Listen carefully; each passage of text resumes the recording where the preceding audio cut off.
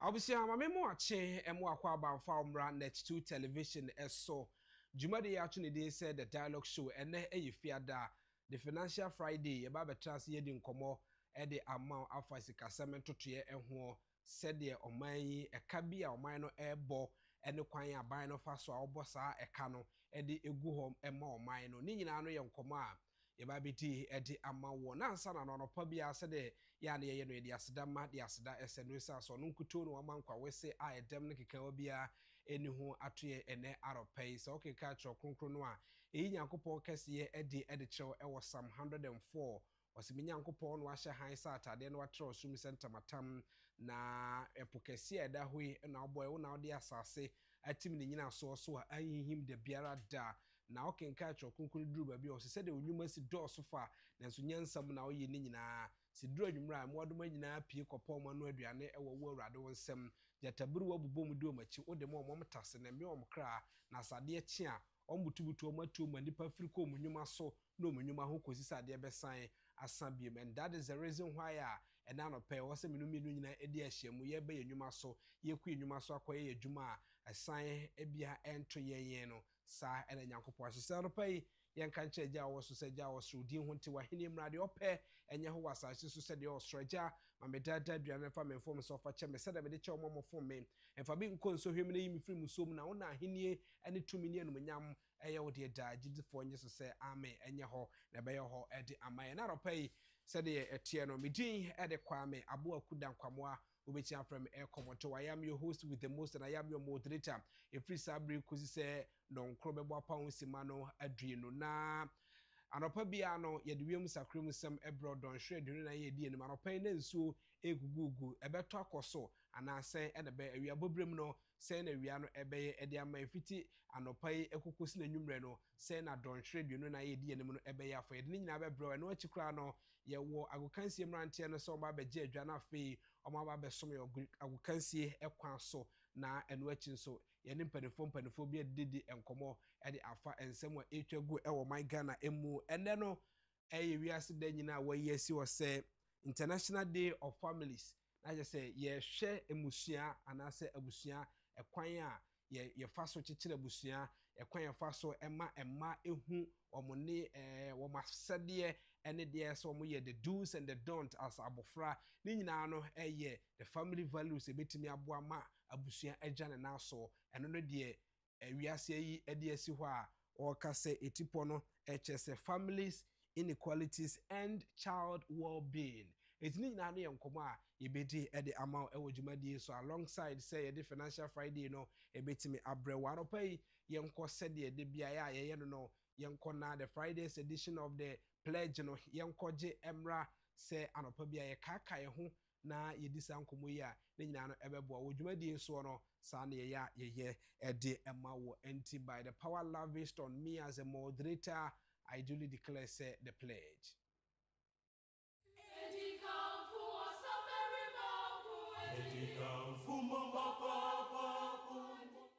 The pledge. I promise on my honor to be faithful and loyal to Ghana, my motherland. I pledge myself to the service of Ghana with all my strength and with all my heart. I promise to hold in high esteem our heritage won for us through the blood and toil of our fathers, and I pledge myself in all things to uphold and defend the good name of Ghana. So help me God. Right, abusia enti se yakwaje abane sei no ya na brina na ye ka na ye di sa nkomo ye tese ya fo ani di akire esan se ebebo ama nema nyina nso atimi akoso yenko ese de ewiem sakrem sem no ebe ya fa donhwere adunu na ya edi enimu no ye weather update no ne report no ede na eka anopai ye hunu se ebo kakra ewo wo wiem ebo ewo wiem no anam so amansuo kakra agugugo ede amayen afọ ba bia kwa ye breto mepo ena nutan ewo ene anopai a sa ena etieche se mununkum kakra enso ejina wiemu ede emayen ene anopai eda no ekwa nimu no ye hwa nimu se enso kakra agrada wo betimi agugugu kakra ede amayen fiti anopai konondu ba ko ho no emanfo bi betimi enyenyensa enso ete se awia bobrem no awia be ni ti ama awia kakra abo ede ama ye hwe ne mu se fiti awia bobrem ekwanyumre mu no ye nsuo kakra nso betimi agugu bra e bon so ba besanka awie mu ede ama omanfo binkanka Ghana etifi FM no betimi enya ne sa e wo hanopai emya bi de se aflawo enkran ka soa ene ne mpotem no nsuo ejina ho a no nsumraye wo ho no ejina hamabu pen aduanan sanso ena akufo-addo atemodan ene ne mpotem eka ho kumase obo asetakwa ena afi nsu mpotem bi wo ho a omono likely say nso betimi agugu ewo san mpotem ho no ejina hamabu pen aduanan ya ho hye no aropai ejina 23 ekosi 26 degrees Celsius ne aropai awia bobrem na awia akrabe ni tinenso emiamia pi no a wo ho nsumraye wo ho awia bobrem a ebon ba besanka awie mama nsuo atimi agugumia bi de se aflawo enkran ka so Cape Coast akrade azim ho akufo-addo atemodan ene ne mpotem no kumase obo asetakwa ene ne mpotem no betimi enya ensuo kakra enso ewo sanso na se hwebekwae kitekra chicken tampo ene ne mpotem no betimi enya bia ho no ejino hamabu pen aduasa ekosi na aduanan eso anwumre mu no ebo kakra ba besanka awiem nanso miamia pi nso ewo ho betimi enya ensuo ba bi de se aflawo enkran ena kasoa no ebo kakra ba besanka awiem efiri ho eba no de ugina ba bi de se Cape Coast akrade azim ho akufo-addo atemodan kumase obo asetakwa ene miamia bebre no amabbo so ede ama ono enso betimi agugu eno nso ejina ho hamabu pen aduanan anwumre no se nso ritimi gugu ema ebo no tumi besanka awiem a ya ho hye no eso ebete awia bobremu de no a eno no ejina 30 ekosi 34 degrees Celsius no eba begina 27 ena akosoro kra no eye 29 degrees Celsius na chese wiem adwo kakra na yetimi ada ye ko Ghana yetifi fam ye gina me bi de se yendi tamale bole damango boga tanga na lelugu ena wa anopai ebo kakra wo wiem ede mom na omahoshe na hyase susupro no so no ejina free 24 ekosi 26 degrees Celsius awia bobrem no awia be ni ti ede abom nanso omanfo bi e wo watie ye nso betimi agugu sanso na damango bole ena tamale yendi so eka ho eno no ohamabu pen aduasa ena chese nso no betimi agugu ede ama wo mo awia bobrem na awia bobrem ma ho hye no ebepeja anopai de no ejina 24 ekosi 26 degrees Celsius no abegina 35 ena 37 degrees Celsius na chese wiem no enso akohyew ede amom na anwumre no omahoshe no so ate kakra obra enso no so ebetimi agugu omso de no ejina hamabu pen aduanan 40% na ensum na ya ejina atifi form echese no so betimi agugu ede amom ya kai se caveat eda ho se if it's 40% ekosi 100 there's a possibility of 60% echese ento by the toa na yakase nyankopon timi ade nyina ne ye eno nti ene ya na ye kasa nsem bi atise ede echonwumre no ma ho hye no eso beti ede a free awia bobrem de no ejina 35 ekosi 39 degrees Celsius no abegina 28 ena akoso kra no 31 degrees Celsius na chese wiem adwo na omonso matimi ada epono so basabasa kakra de ma afarefo no nti ya omo onimre sakrodo omnya ahweye ewopono so se de be ombe free omadwuma beba no na atorenche bia nso entimi ensie don shred do na ye di animi se ne wiem sakrem sem no afa ye motivation na no pay and say the production team ni catch you ni na ne say one choice can change everything. One choice can change everything. Eti the eka ede acho ni na se susuye baako ana opepa baako bi a obetimi afa no ebema nema nyina asesa enti assume se wotifie bi mu woti bro no bi so enema bi nkoyie emfa ma efie na wotim no asentokwa efie na wotim no asenema bi nheda nkoyie. One choice of moving from that area no will change everything. Ebi adwuma bi na wo ye adwuma wo ye no niema nkoso ye wo adwuma nim ehihye bi ni niema bi emfavor wo adwuma nim. One choice of say wuje adwuma no wakopa adwuma foforo no can change everything.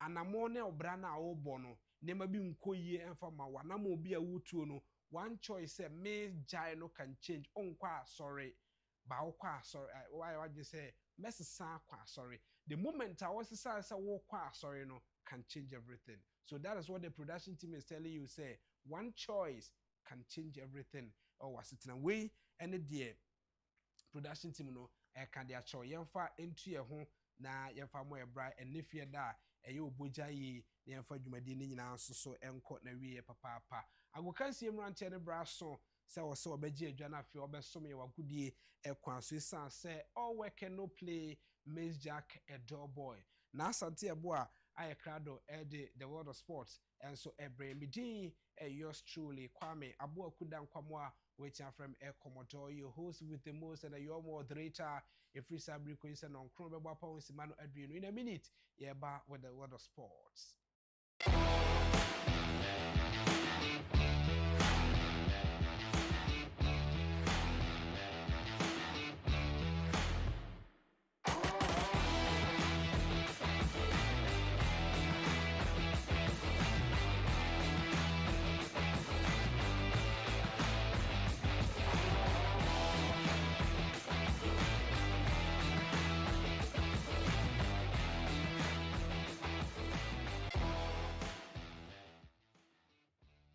Abraso say yede agokansie mu nsameto aso ewo the dialogue show yi eso na asante ebo a ewo ha na ensem akọ ensem call the athletics competition ewo ho aka barely 28 days na ye kwakobo World Cup eno achi so kra no eno under 17 AFCON na omo ebo is it Morocco eno omo bobo na yes Morocco eno under 17 almost from say black starlet almost Asiakan and in fact nkwala ni si akan na mu maka the technical directions bia em say nkwala ni benya enye sa ombeko akomani pa na asante ebo a the details and more ebre na akwa aba machi bibia boko de onyame wa emekese ye the radio ase na yenhwe nkomo bia wo situation ni mu yemfam free no the latest ye nkwala no bo a omo eboye no mudi aja mudi bo na chi de na muhu ye ko yie e wo se mudi abaso ma coach and the technical directions are wo mo eye de anko yie wo se ye kama omo sesa well under 17 ye ko bi ache ye Africa edition the World Cup ni na for some time now ye ko yenko but obi be kasa we Nigeria we Ghana yeah ba Africa yeah na yeah kings of under 17 tournament but unfortunately and yeah man shedan ko yeah enfema and na yawo Morocco yeah ne Algeria the first game yeah AFCON under 17 edition no yenya first half near 2 goals. That's right. Unfortunately second half no Algeria eba bete kami no ema ekoye se yakweti penko 2-2 and the result eba mo ho. Do you realize the time when Ghana they share goal no 2 goals in the first half? Anytime we also saw omo second half time we dem so the best share omo de no were similar to how Ghana nya omo goals no. Yeah, that's how football is and that's the sports concentration a key. Okay. And with discipline. Wow. Normally when you're on top you need to be very careful, especially why shego so we shego now went to me bohu ban year aya ti mudani adintino ofo say to me I just silly through just like that and massa intino Algerians no organize themselves they have the belief say first half would they share to and to me they share to right. And that's exactly what happened. And on a result, about more in other matches, Mali and Angola a draw 0-0. Senegal, a normal group on 1-2 to South Africa. And at Tanzania, a Mozambique, a car miensa Emma Omotimu, Omotumi Antibi. We in a result a call under 17 tournament. Right. Now weekend a lot of activities can we stay a little bit a minute or two be under 17 there no we share nkwala no on the turf nankasa no how nkwala no ball no who say yes you have a team like this with some directions be no team no be joining us pa. Well, the main purpose and I say the idea of under 17 tournament, you know, I had to say, Yahweh fufro, titi so that you be do work up proper no. Now you have the best of tournament. And yes, we best, but a platform you do unearth talent to encourage youngsters, you know, so you keep doing what you are doing. That's right. And the main purpose is not to win, but to make the best out of the players, especially the youngsters. And see, so what you Spain, for example, under 17 World Cup on GB. Okay. But Spain took about 10 or 6 editions. I mean, Eddie organizing from 1991, Eddie Ba Omoninemu Eba BPA Ebedu 2010. Right. Ocean a number of years ago that was planning our Modeba Beje World Cup. And from that time, Spain football has been on top of the world. So, a idea FIFA Shisha said the players abeye the best of products in terms of football. And now Black Star let's play and the J man of the match and as a best player war give no boy no. Almost so my kind where he Ghana Hayana said they do. Oh yeah, local boys. Really? Local boys. Onyame actually idea, but unfortunately no. How you be unearthly talent. Now you groom your more so that we make maximum or we get the full benefit of our more talent. That is the problem I facing. Almost say you know Algeria and a born ram. Almost say that is the Emre away group no team one as a country or Emre or Algeria and Timia and they are where South Africa and the other country na kana day say bit to me I sail it through this competition. I mean omumpe wasem no matter what you do omumpe wasem. In 2010 World Cup America in the first game of the World Cup as Spain boy Olusui to Switzerland. Switzerland if you must Spain Eco Cup it doesn't matter. It's the war is still on. One game at a time. BGD said at the right time, no team needed to me apeke. And Crawford believe he said it's so with us Ghana. A tournament, slow status, but you picky as the time and as the tournament progresses. I'm sure say we will get the benefit of everything. All he say they should stay focused. Very well. Very well. Today the kind of fatwa so minimum say can be run the athletics competition.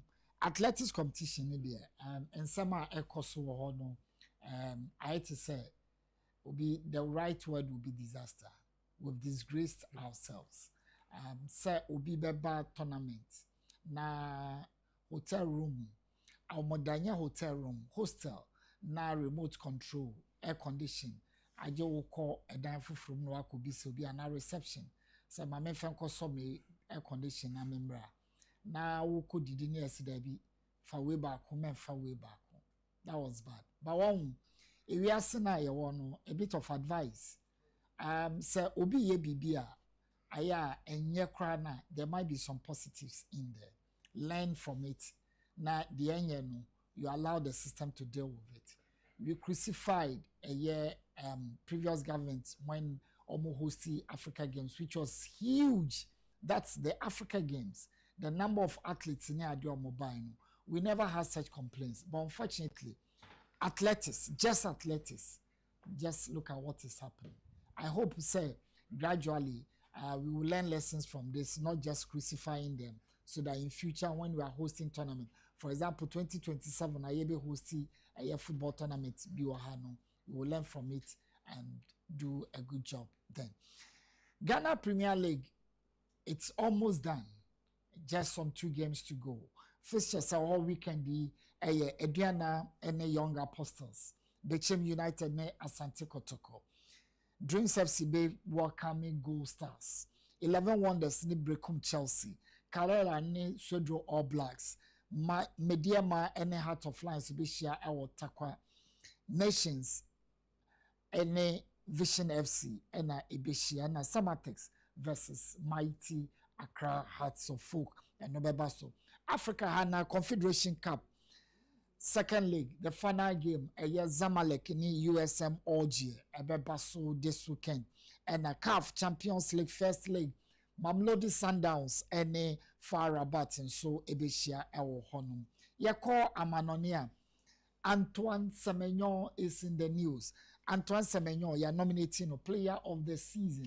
He's part of the players he has shortlisted, say Omobenya player of the season. So congratulations to Antoine Semenyon. Papa Semenyon's grammar school. Yeah, that's my old school.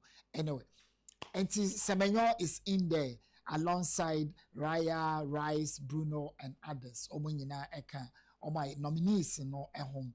And the coaching aspects, coaching of the year for EPL, Pep, of course, is in there. Arteta, Garrick, Omone, other coaches are also a woman for the coach of the season or EPL. Sweden, France, name almost squad for the World Cup. Now, when I look at the France squad, team we are coach, we are selection, we are selection. Obi baka sa odi jesi ni gu ono na aka cha on the Benin na aka fa jesi na ahye na aka gya park no do because this is pure quality. Chelsea, it's likely they may have Alonso as their coach. Talks far advanced say Alonso be a coach of Chelsea. Yes, there you have it there. Alonso be a Chelsea coach. And no. Real Madrid and normal winning against Oviedo by 2-0. And no, Jude Bellingham was on the score sheet for a year. Real Madrid. Other results about La Liga more a year. Valencia a draw with Rayo Vallecano by 1-1, and Girona also draw Real Sociedad and also 1-1. Yensha this weekend matches are Ebekoso Ewo Amanone, Chelsea and Man City Ebeshia Ewo FA Cup final. Yes, FA Cup final. Chelsea versus Manchester City. EPL and Aston Villa big game and Liverpool. Remember, top 4 is up for grab. Man United versus Nottingham Forest, Brentford and Crystal Palace, Everton and Sunderland, Leeds United and Brighton, Wolves and Fulham, and Newcastle ebe welcome relegation threatened West Ham. Then on Monday, Arsenal versus Burnley. Is that day going to be the crowning moment? You're trying to say a bit see na yashe no. Bournemouth be welcome Man City, na Chelsea and Spurs so Asia on Tuesday. Yenshe La Liga, Bilbao be welcome Celta Vigo, na Rayo Vallecano and the Villarreal. Atletico Madrid ni Girona, Real Madrid ebe visit Sevilla, na Real Sociedad and Valencia. Then champions Barcelona will welcome Real Betis. In Ligue 1, the trophy is gone. PSG, Agyapong. Now what a moment for PSG.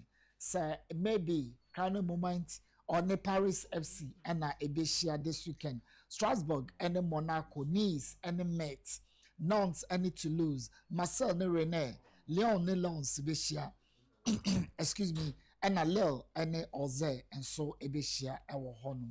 Bundesliga, the title has been decided, relegation done for academic purpose. The last weekend of Bundesliga, Mönchengladbach in Hoffenheim, Leverkusen in Hamburg, Bayern Munich, the champions versus Cologne, Frankfurt in Stuttgart, Freiburg and RB Leipzig, St. Pauli and Wolfsburg, Union Berlin and Augsburg, and Werder Bremen versus Borussia Dortmund. Now, Derby, the capital, Derby, Rome, Italy, I know you're Denbacon, Rome, and Lazio.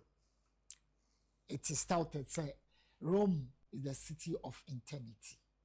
Now, the big game, Serie A, AS Roma versus Lazio. Como, Wakami Parma, Genoa, and AC Milan, Juventus versus Fiorentina, Inter, champions, and Verona, Atalanta, and Bologna, Cagliari, and Torino, Sassuolo, Wakami Lecce, and Udinese, and the Cremonese, and so Ebeshia, our home.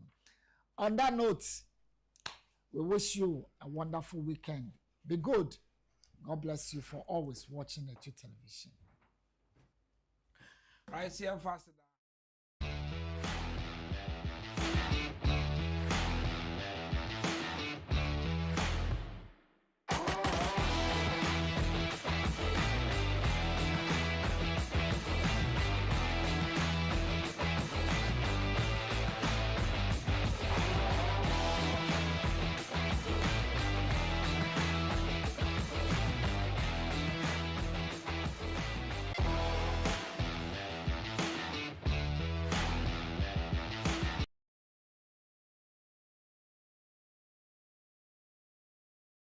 I wish I am faster than for man asante ebo ase or did the word of sports so etimi abe dan na ye hunie ma e koso e wa Kencity mu ensem ye to adwumadi no so ententem so anope ye nko breakfast calendar no ye nko hwese de breakfast no so etie na anope na ye fiada me bosom ye wo mu ni da etoso dunum na wo mfiempino ene aduonu ensia emone ka ho anache se ye twa na no makomako 15 days say you see the month of May emu na akoka 16 days and son the May bosom so akona weti evan se bosom na pamu a ene sa eguso a ye pem so ekoye ne mekoka na ye twa wa afim ho a na chese ye twa na no makomako 135 days ewo the year 2026 aka 230 days and ewo ho de ma afi 2026 don hwe ye twa no 3240 hours and aka 5520 hours na ho bosumi umi bosumi etoso enum ewa afi ni mu aka bosumi no makomako enso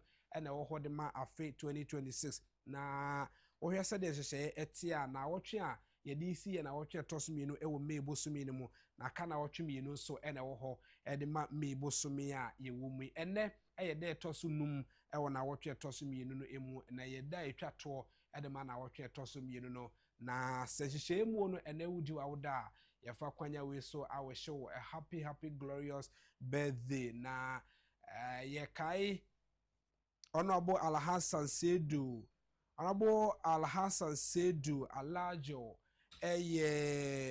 mrashibe dwene oje machirepone abato empeso so ye 15th May 1979 and wanya 47 years nti wudi wa woda oni opani ati sei enedi awoda no enne whereas say ye kai Reverend Father Bernard Soweto ono enoye parish priest edema Our Lady of Lourdes Catholic Church watching across and na woda and Father a happy glorious birthday to you from Auntie Grace and I think so no the youth and especially myself as a youth president alongside with my executives no in yeah we show a happy glorious birthday. May you so higher kwesi say one kasabun say why in pa it we need the youth ni na any sorry man e kan e atwa mrepamu no e be celebrate wo wo dwumadi eso ye be ko na afia kwa kodi nkomo ahodo e de amoisan say ene no wo hihye mu no wo hwe se de nkomo etia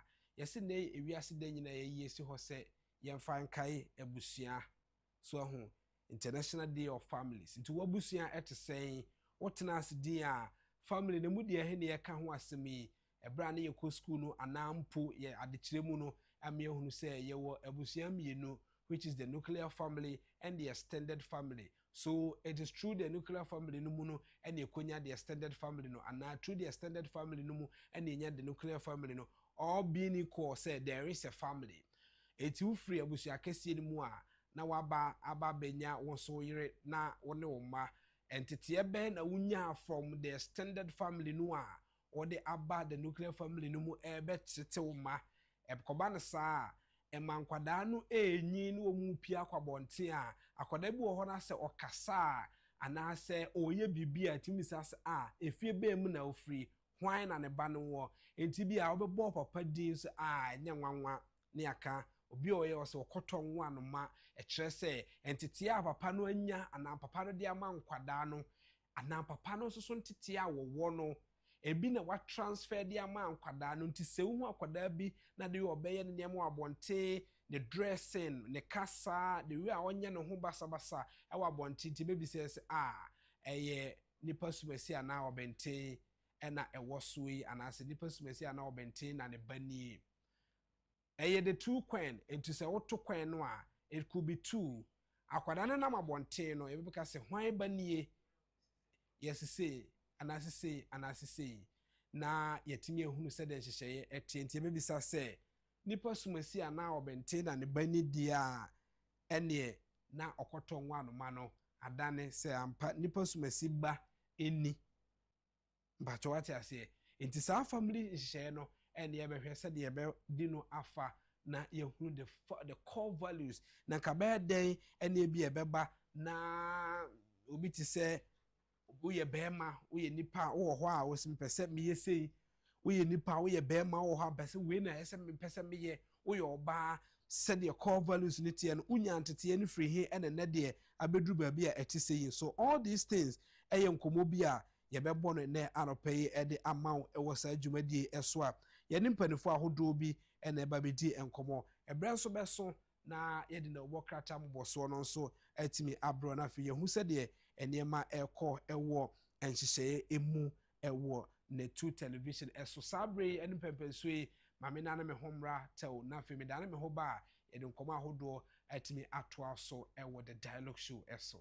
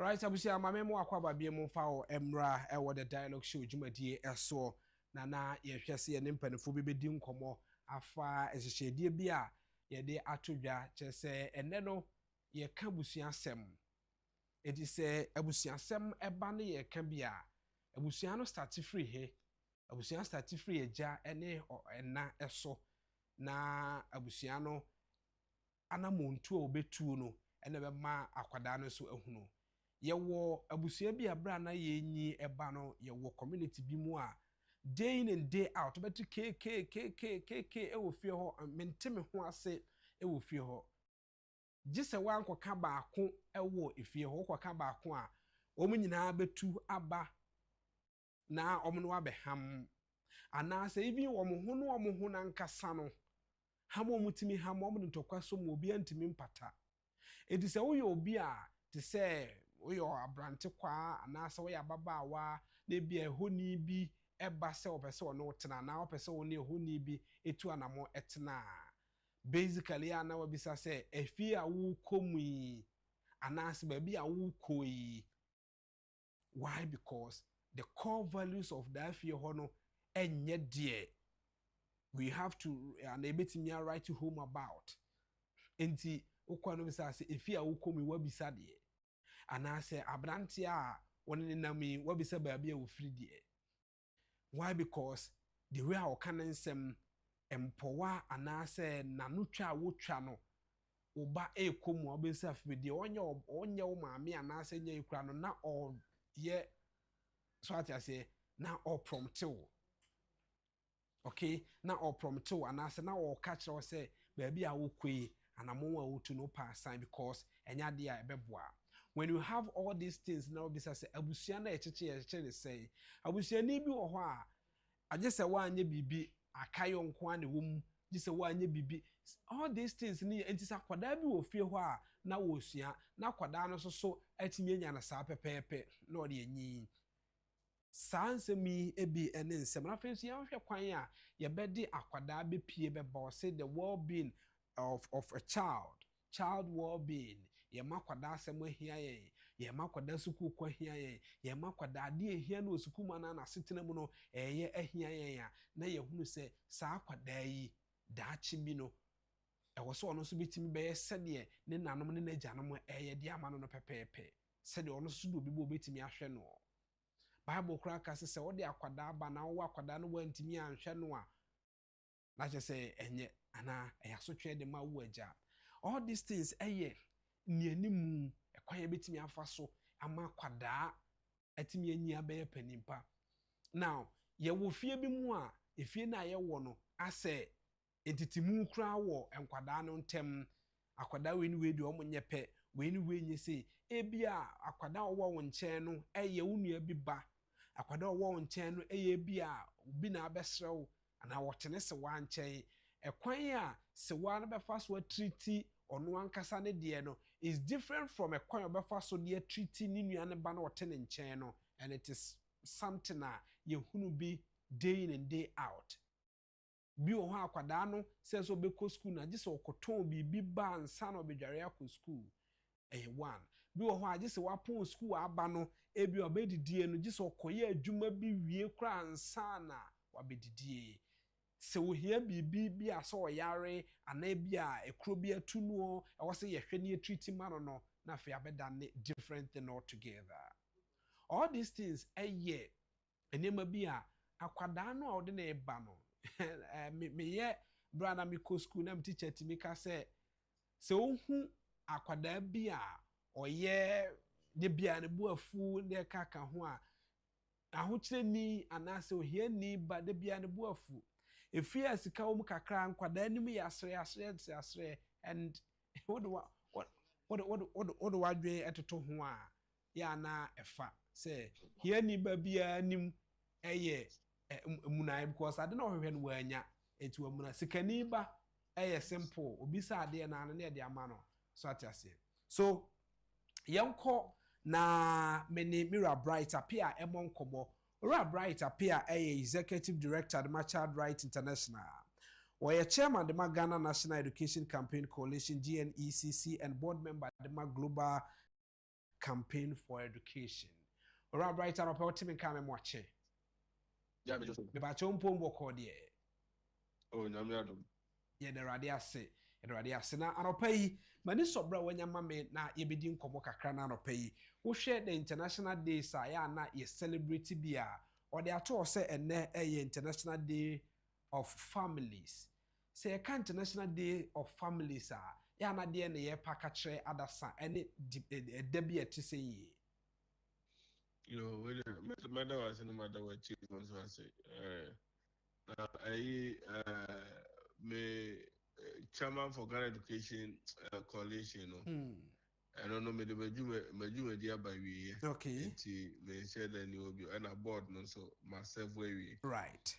They said the majuma dia ni na about child rights international. Very well. We like back up I chief for Nyanti I say right. And question will be say no the day of family so basic. So one, it is set aside is you ever recognize the importance of the family in the lives of everyone. Again, also, you know, this is a system that has been established by culture. Actually, over the years, you know, generations upon generation has handed it over. It has become a globally accepted institution.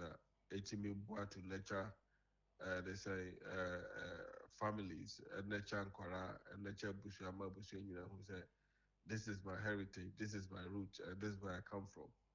And to share in most advanced medicine, as I say, they can do a test on you to establish root and wufi, eba, and then the kind of the very family that you belong to and all that.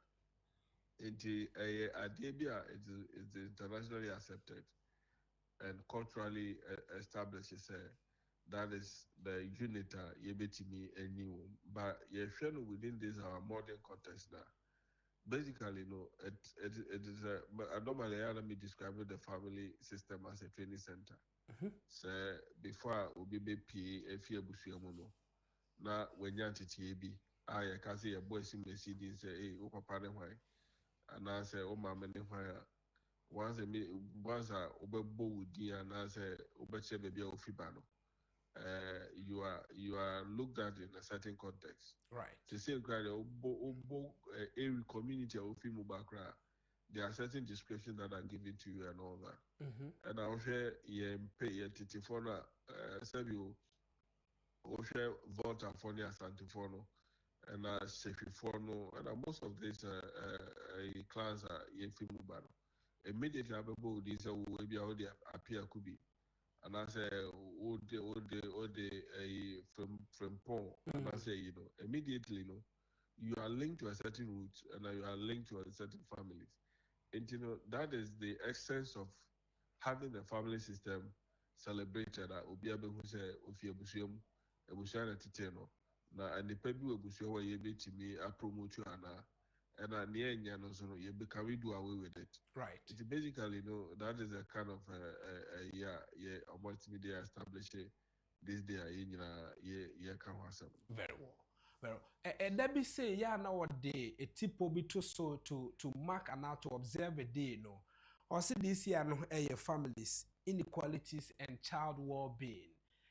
How do we emulate Sani Maya Abobosui or your day-to-day as it ye can't be at as a family? Ye free extended family money abenya nuclear family and tis family nimi no kabumwa in your society how do we emulate it? Yeah, the extended family and the nuclear family, you know. I don't know who brought about that word, but Kaushima, there's nothing like a extended family, there's nothing like a nuclear family. Okay. But we'll share the family concept now I can talk basically on how even the Children's Act recognize what a family is. You describe it as a basic unit of society. So and there is environment we nurture and train and corral. Until it becomes the formative stage of every system society that we have. Say before you can form a good society, you know. you must come from a family, and that is the basic unit I say Ufimuba. Right. And clearly, the importance of the family cannot be taken for granted. Into your theme now, it's about children's welfare and their well-being. Now, for them to also decide almost selected that day, every year there's a reason for choosing a particular theme for the celebration. Now, over the years, the family system now, it is eroding. And it is due to so many factors. The concept of a borderless technology, they are a promote to the family system itself, eroding. But with that kind of concept now, erode family system, there are certain people who are they've been able to upheld the integrity and the dignity of the family. They don't joke with it. Right. So, for instance, if you go to modern societies, Oko Italy, Oko Germany, Oko Netherlands, Oko Norway, these are countries they have brought their families together. Oshe Lebanese for they have been able to establish their family to the extent that even when they are doing business, they recognize that in terms of how they do their things and all that. Oko Israel, they still promote the family system. There is something in the family system that we have to uphold and then celebrate. And to me, say one of the key things or one of the key elements our family system now, a bonding the family together has to do with children and how they have to be raised. Now, also your modern society,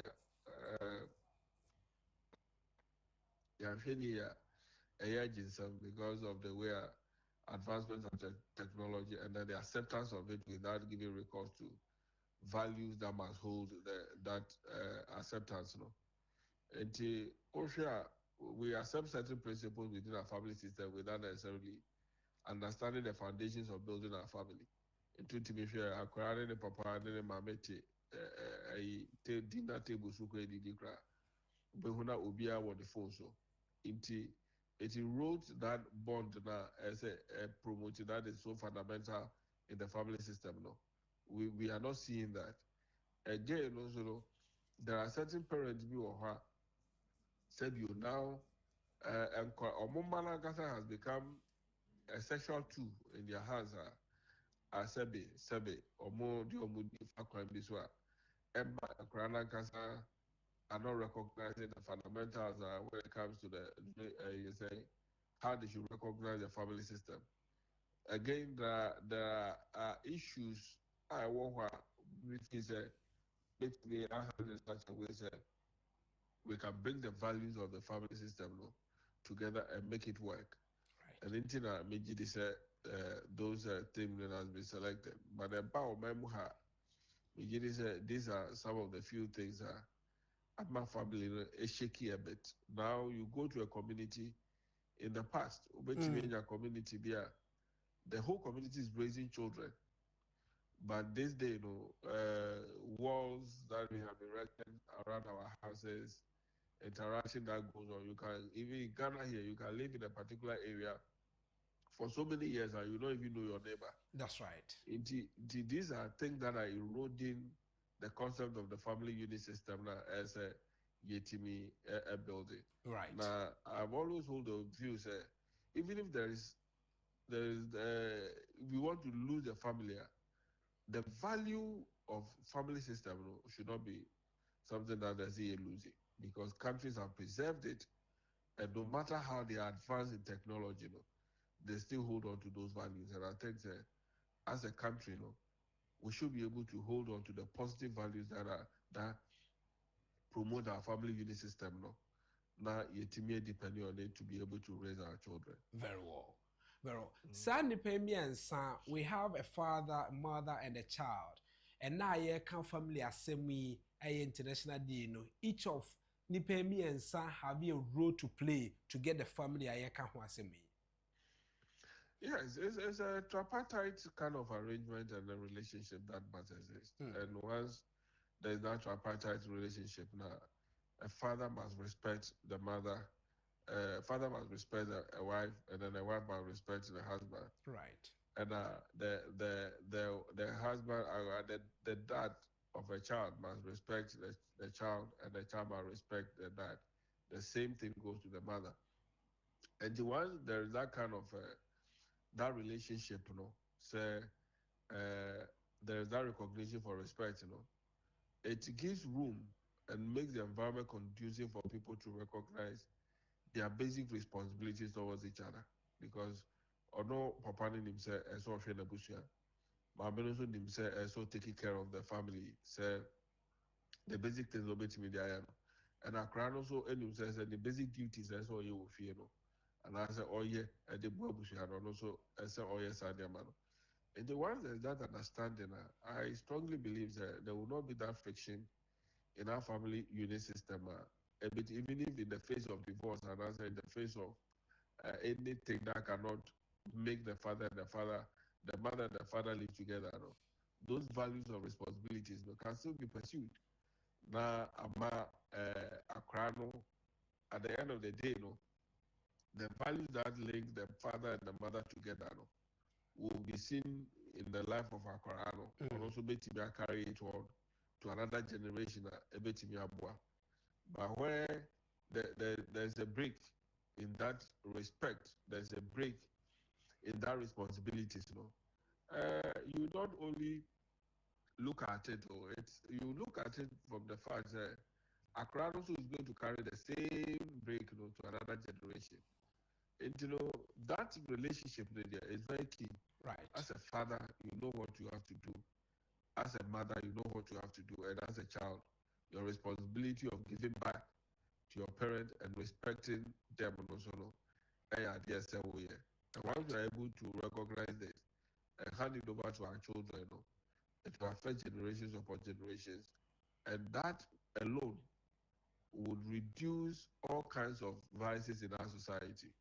Well, most of the vices that we have, who tracing the root, it comes back to the families, the family that we've not held the family together. So for that matter, people exhibit all kinds of behavior and have all kinds of concepts and belief systems. Right.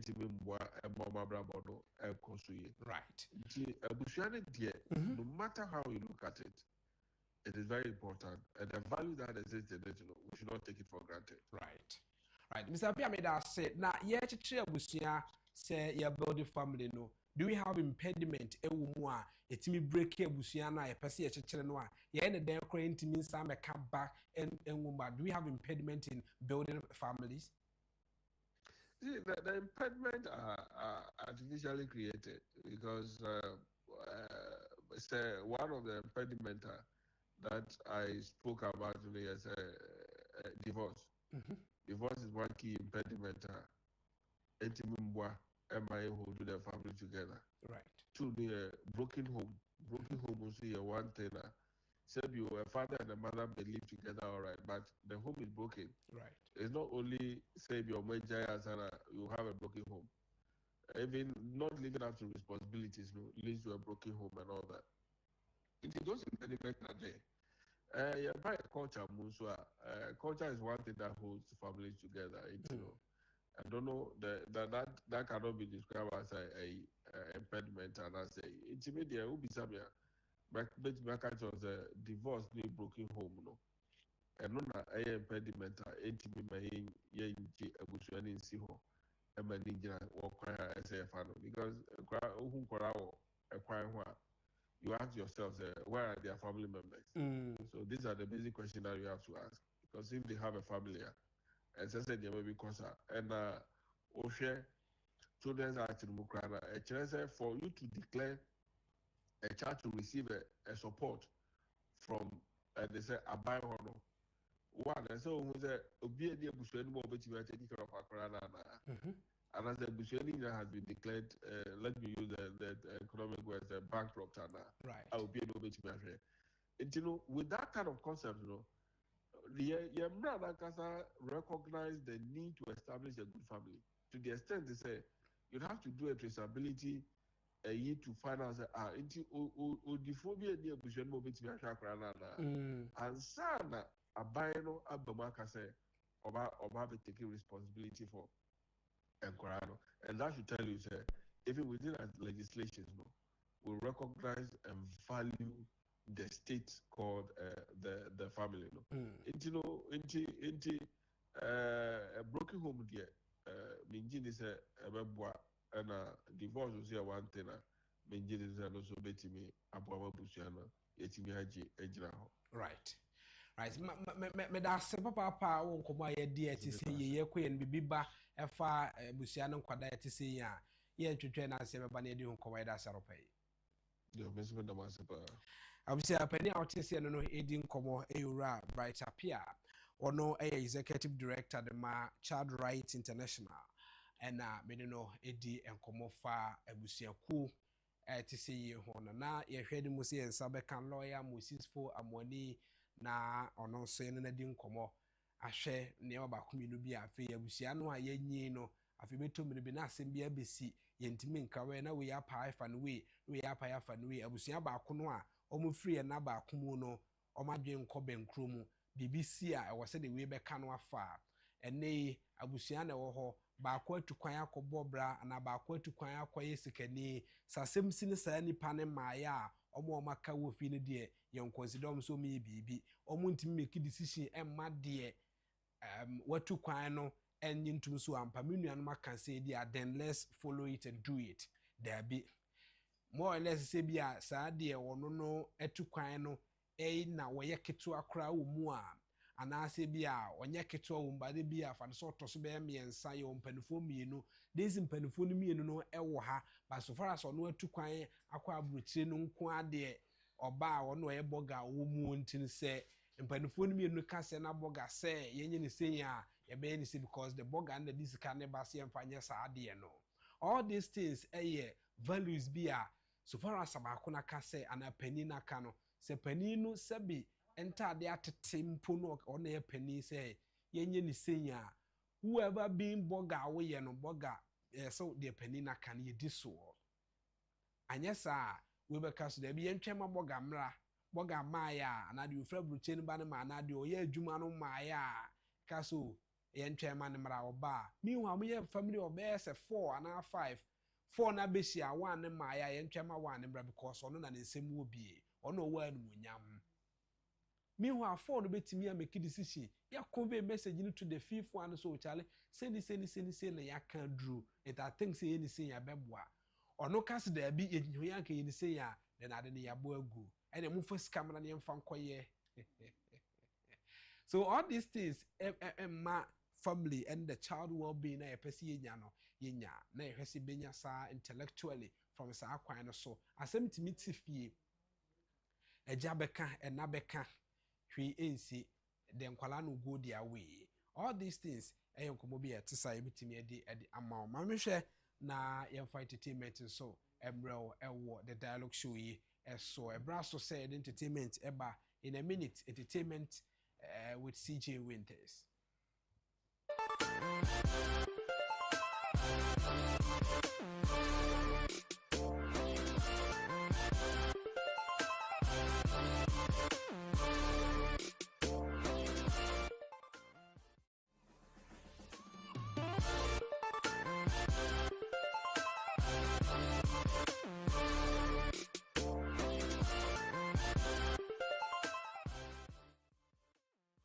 3 after 8 no watchaba pa onsi mano me nsa high net television so the dialogue show so eni ye entertainment na ebre wo ne gidi mu nkomo ene de eba ene aropa CJ Winters e wa CJ akwaba yenya boko de it is usuban right ene eye pa because fisi ba dwom ha onte se me no obi konda onte se makofa it's not about the konkwa say usuban no bi na me yi a kire wo no ana meboa. Okay. Suban say what is the bia na break school no akwada ba ko de bia wo ko de bia say akra wo suban nye so what I say ya ka kire no akwada de bia baba school na why late teacher need to make us wo de suban sisa so asama okay dey so it's like if it one na na ebe de kwa asama okay dey emi ehunu enipa no say ni suban te say bia efia wo mu ana monte so awo ho o sheti mu ko ho so ati ase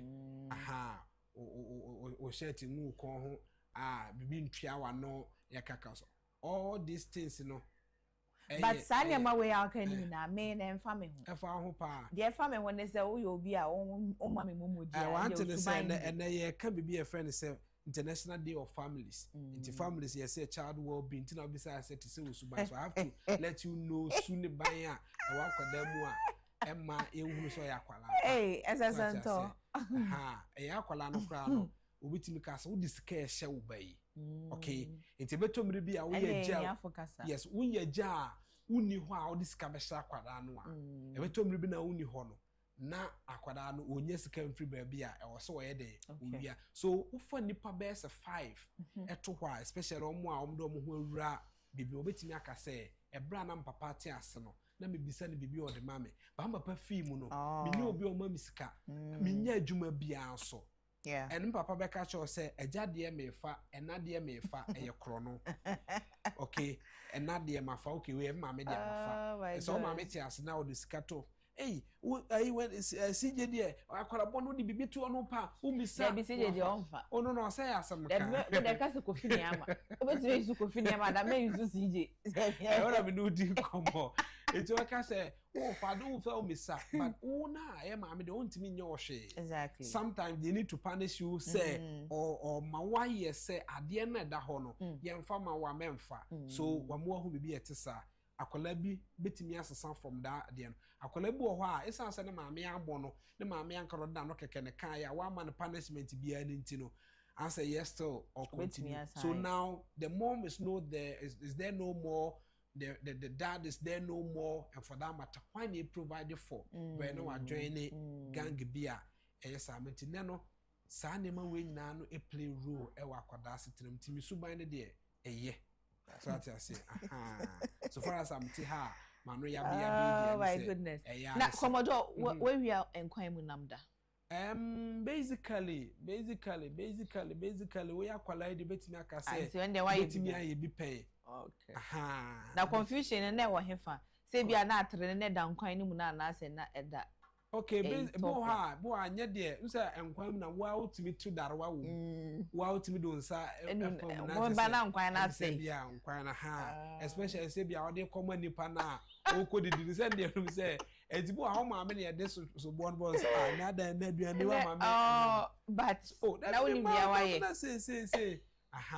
Ebo kwa etimi me kai mi sister ba ko na there was one day or quite no or young quine and cassa and quine is so. So now per se oyi nam ni bi. To yi nam na all be checking on who say ne father free the entrance or a room. So do you know what she did? A patana or young quine was here no the nam the tone a pum.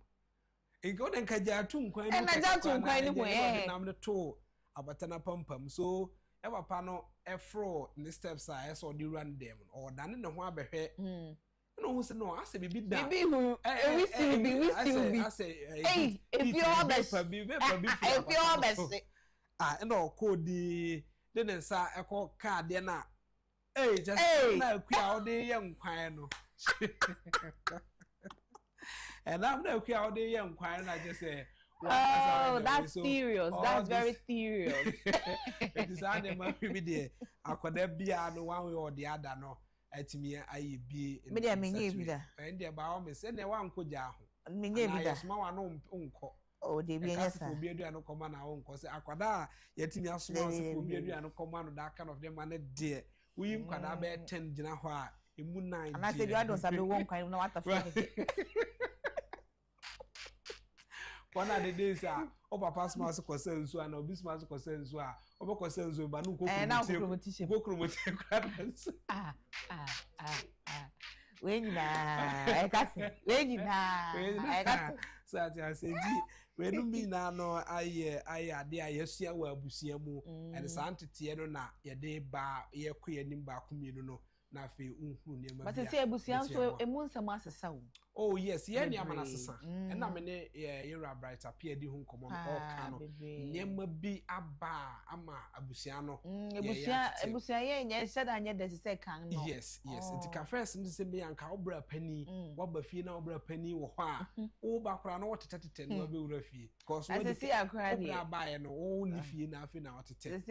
See hwan wo no obra no kra check no. Oh. Bra pani te ho no oba odo aso oba an say kura. Nyama bebre asesa. It's not easy. It's not easy. But all the same, you go so ye hwe akra. Yes, you will be more ha the value the busiano. E di mo ha ye ba e bia abuaku family, e bia ando family, and away family to say or care for abusianti say obi pie free ho na ye bo say we ye hwan okay me say ya e kire say nipa sumasi ana obenti abusia mu na free. Okay. So this abusiano na ye bo ho bai. Na first ne kra mekai oye boni wo fie no bia ma me ni ho a. E so ma beba no na wo aunties na na say omo ho no mo be buru abo ansa. Na no fa ye samba mane say wo ye say ni ye hwe wa otenye ya. Na say see e de akwa bi wo ase ha ya na oye duro o say o muntua o say e kan no akwala ye boni a na ye tua no yenum say ye de tua na ye punishment ama no but yes so ne yare yeah so by ende no sane especially nkwan mu na mo bi nkwan mu na ma ye betua o ba me ye ye nkwan mu na ase na concentration ni say ye kan busia sem ni na kan busia sem ni childhood memories ho na ye de aduane ahye won sem so pay ye ne ya ye bida se bia wo akosere bia board ye na bo ha so se ru aku board na pampu na mensem aye pumpunza Enti hu pe enya ja ba akosra di biom yeah go CJ that fe here said the eniema eko ewo dibadi ebusiafo oh my goodness ebusiafo me mama watching bio na anope you know I've got a lot to share with you right but Emery ninti no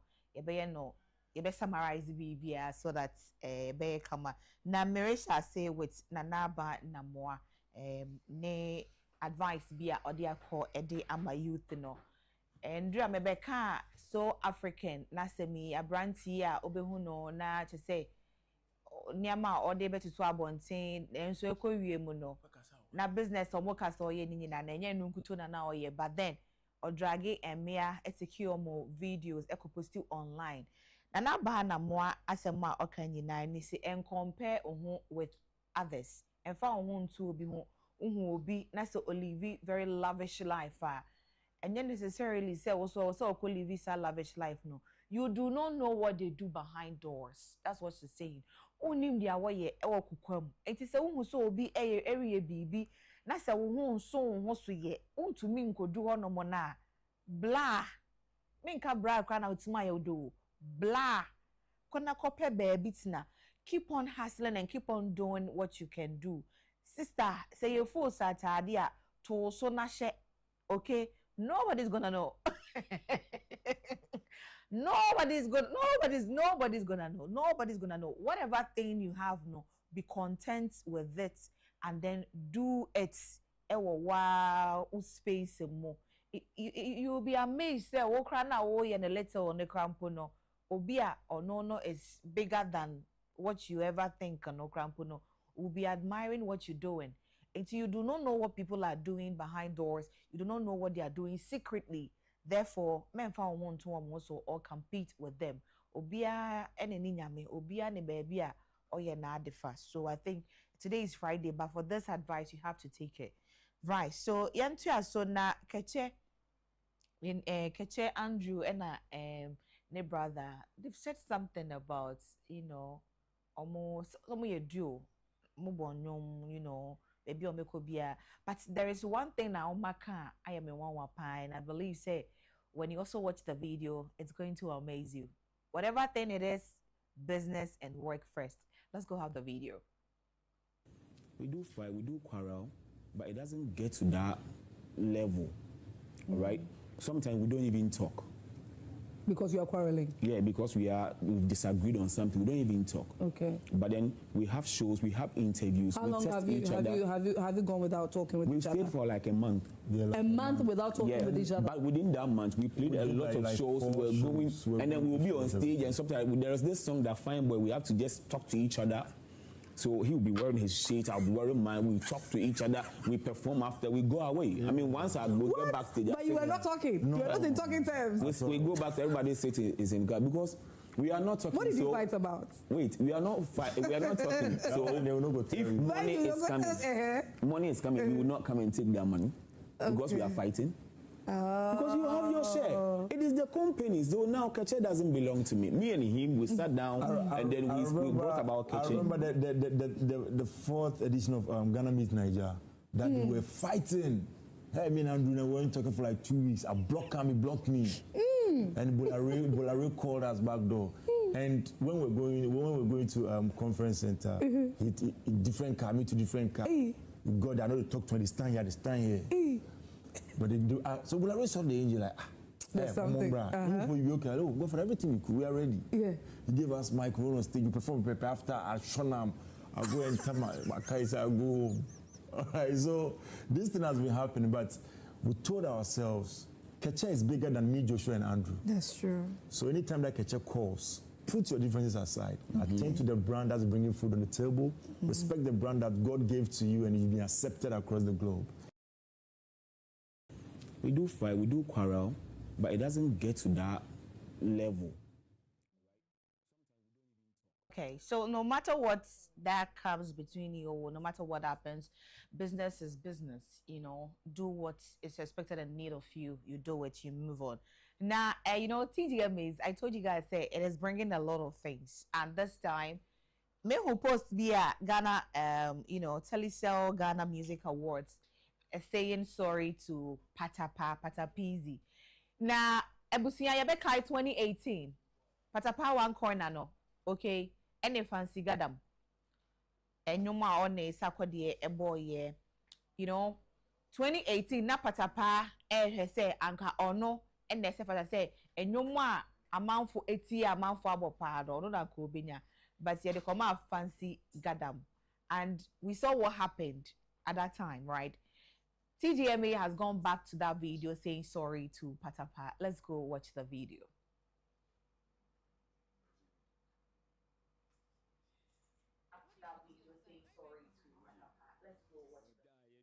So kafanti okay, any yanka fancy a job major lies then aba. Oh, it's like tell one. Then I will Ghana for Sana or an essay washing with Jai.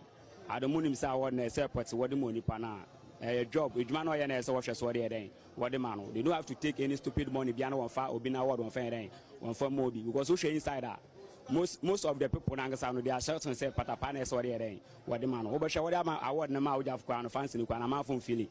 But all the same, you know, it's now better one day or what do you call this your design? Very, very beautiful design.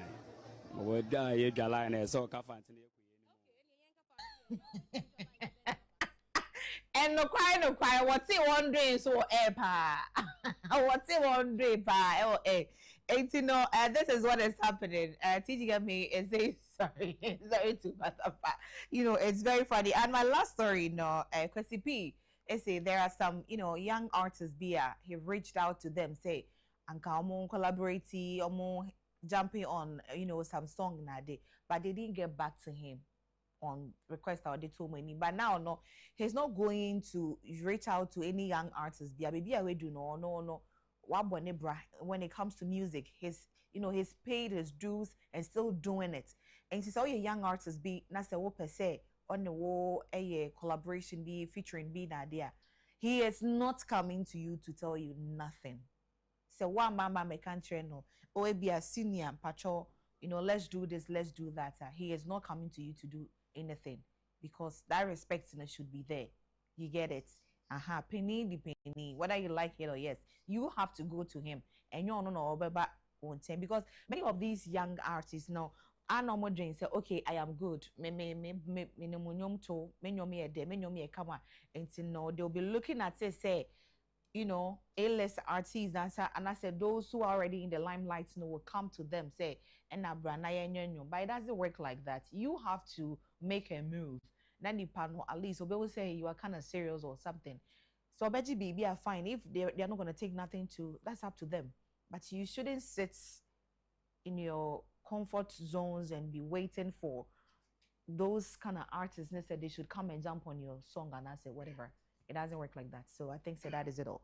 Now, Mame wish me my son a happy blessed birthday. So this one no is coming from Mr. Odonko.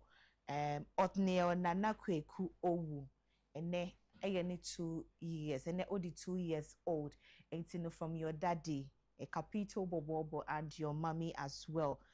Today is your birthday. Happy blessed birthday to you. Nyanko Ponshra na onyo kese. Oma wisdom, knowledge, and understanding, and make you grow to be a very bigger person. Now, we are seeing no benyawo somfas. So, Odnel Nana Kweku Odonko, we all are celebrating you today, and a happy blessed birthday to you. So, right, so it is weekends already, and I'll be going to Atomata overhead, okay? I'm going to Nana K and Kariman Hotels. You know, when I get there, you know, I'm going to have anything luxury toys for myself, and you should also go and do that as well. See the winter sending me the Abewanana and pay my pay in Nano. Me that's why me a virgin. So Commodore Ebebe to us. Oh, there be no Commodore man can say no me na me you. Una can say we are you. Me say Commodore say where we be da. Me say akwala bia de. Commodore yen ko bo replay. O say where we be da. Oh, we ankwa mu na mu da. Sa. Me say akwala bia. Una can say o ka we refi say na atre no say na hyemu o say na da so o refi wo. Ona bisa me say you can obeto darwa ewom wa and it was our cat so we are I was just saying it.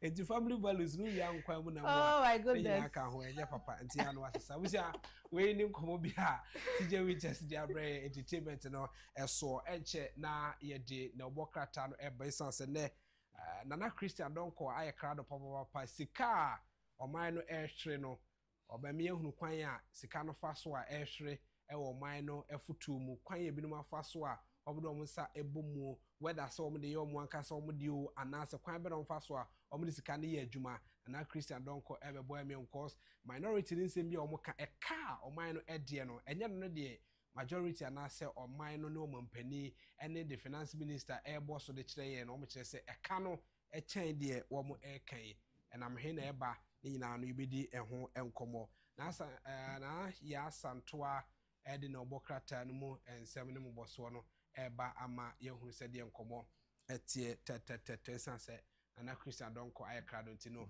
yenimre ho emma da sene ya akwa aba boko de nyame adom na so yeso adom ho ye pa de nyame ase na obokrata no emu nsem atisen dodo no na kita wo baako na fe yekoyenim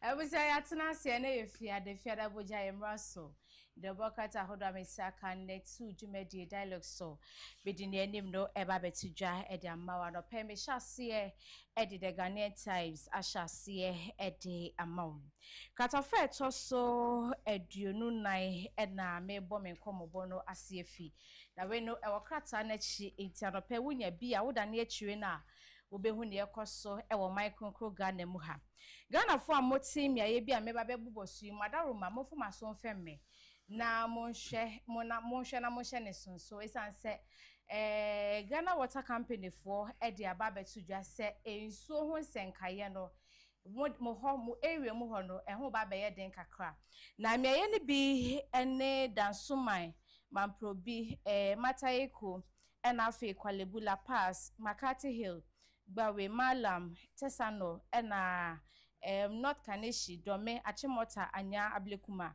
ena afi so no letebi akwashi ya emiaye to say ena sisi ade Ghana Water Company de aba betudwa se enso ho senkaye no eba be ye den kakra na wo mo kyeremu se eyensisi bi a wo mo hwaboa ayede amade hia mo wo bro no ahodo amebubu odin no se na be ya enso ni se munya ne ana mu bia kwenya tumu a ebetimi aba pepepe ede amamo eno achi omo chemu se ebia na wo bie pipe na se ne pressure ne te no enye sa na chese beba form ebi nso ho kwa dia munya nso ni kra ente na me no kase se wo pipe ba wada roma bubi na fasi ho because omo anka se bia enne ana se china ena pipe no ebesan ba ewo mmea ya hodwa no pay mabobo din no ede atudwa mame to so ewo na chi ha se ya na ayawaso east wo momra hibedwani ana no ade ya ne to aba ede yi no owura baba jama me ne ka se schools ahodro a ewo ne mpatem ho ena wato dex ahodro ede akwa akwache wo mo dex be se 1000 ena wato ede akwa akoma schools ahodro ewo ne mpatem woni to abom wo bra na woni schools ahodro no bi mu penifo edi nkomo na wono akasa nso ekonto abonu mu no ko hu se bi waba be mra hibedwani ade amade shomo wo ayawaso east se fata se education ho nsem no hwem na etimi jane na so eno ti waye we ade abo eno so ho nsem no anopay the Ghanaian Times ade ababetu nanim na katafa to sudu enye mre neni ho a it is only Ghana pay se MP akoto dex ade akoma school fonte o se bankra time ba o de mre ho to de yenko na ka be den so na wehu ne mrahibedwani no wo ye mrahibedwani wo de awo yense so de betu ase ma yewe ya na ma yewe wo de an se wo she boso beso o manfo no ti yen ya o kame ate se wato dex akoma sankrofo no what is the benefit of ye media ye ma me se o de ba betu dwa because eno be ma ye hu mrahibedwani bi ye adwuma wo ne peso so ye be hu ne wo nya adwuma ne so no ye be hu enti media ye ma me wai ebusa ma menti aso katafa to so dumienu na ba betu dwa se enne Ghana ha sei enuane ahodro ye di ekoye yam no dodo na eye poison ena ye di koye yam ekata no eboya mane se ene ka na aduane ahodro aba no ebi wo ha atena store ho ache esi ho ache expiring date aka no nenso koda sani ba akoto obekin kan ho no de da oto ya no wetu ano na oyuzi afa enuane dodo na ebi nso ha bekodwa maso na expire ene nku ahodro ye de stra perfume ahodro ye di gu ye ho no dodo na wo ha chemicals e wo mu no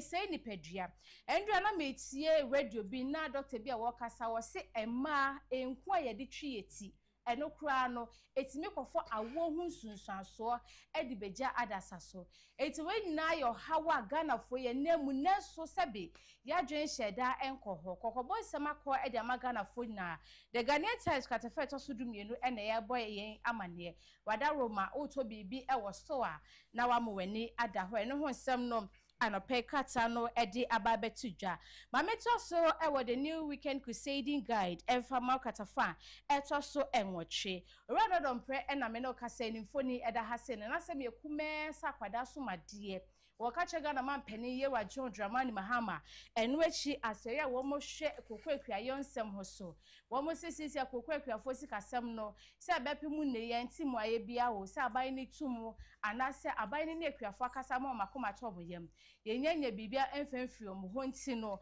wo mo edom kuma mo mrahibedwa fie die enya de asemboi omo betwa so wo mo beka kopem se mampeni Ghana mampeni owura John Dramani Mahama ensemu a wo bontoa wo kade fa akuafo yie yo ho nsem enne kura o man FM de bia o mo bo se mampeni se o de politank beko kokwa akuafo efuom ensemu meyimu enti owura dodon press wo mo hwe enu achi kran so no ene ye light ho nsem kan ye akwakọ ebibie ho ena afa security ho nsem no so akwakọ ebibie ho ene ye chinkofo ankasa aposifo kwa na nsem ho asem aba aposifo be ho aye so akorepi obi ube ho ye se ono ane ba wasese no anase momo ho nsem ya na se kata de ba ntebe ho amane yi enu ada kran so de yachi emama komako ensia ewo fifi mantem ka so wo moton kwada we nyina ye security ho nsem a enkoyie wo memu nti edom kuma no wo mu hia ye ene kokwakuafo no wo mu de nsem sei atudwa na pekata no eboye mu amane na metwa so ediama odia mede the chronicle ena etwa so ediama katafa eto so miensa ena afei so no enwotwe emfoni eda ha eye madam Sofia Ekufu wono ena nifoni eda ha se na woka chwe Ghana mampani wa John Dramani Mahama se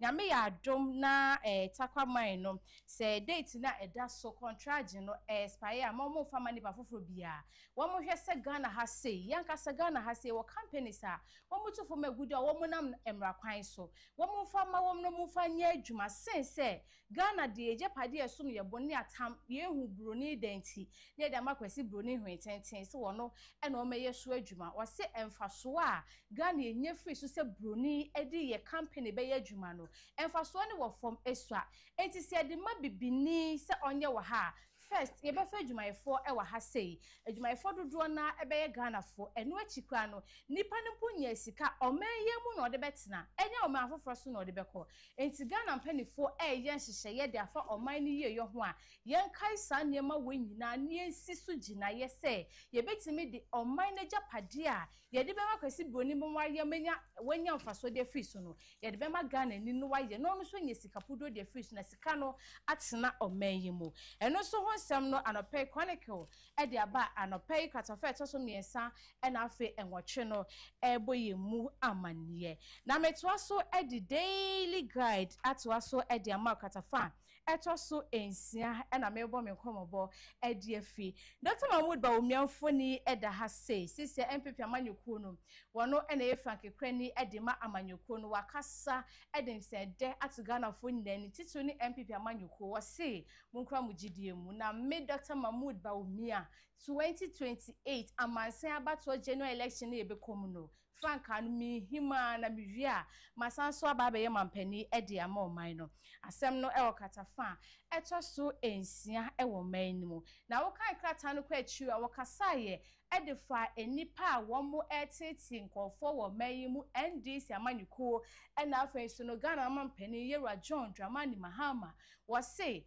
NDC amanyuko mu ntimi nka ya no ntumu da biara da e wo man we mu moya ade na enye na MPP foko kan mu si hey predwan ye nkaya asem ante me moya asem so sa so ne ban na moda na di na mo pese mo ka MPP fo hye no enya ade a wo mo ebeje so da ensem no e wo kata yi mo anopei nye bi na kenkan katafa to so miensan so e boy amane na enra e na betu odwa se ohene Kwame Frempong wo ye adehye omo asante achem north mura hibedwani ya che no na adekode poti yakofa ne chie ba ye de se me no kasai empanifo emfa metu dwani aid endrama muti oman kase no ye de beto manim anopen so mesanso de beto manim ni aid se nyamya dunapo muden die bibia eye okay e de manu nemu adekode poti yakofa ne chie ba ye no sisi ade wo mutimi fa bibia entu dwa entigana fo bia master ta moke kan sem e na waye sei waye se okay chese ensem bebe na Ghana fo ka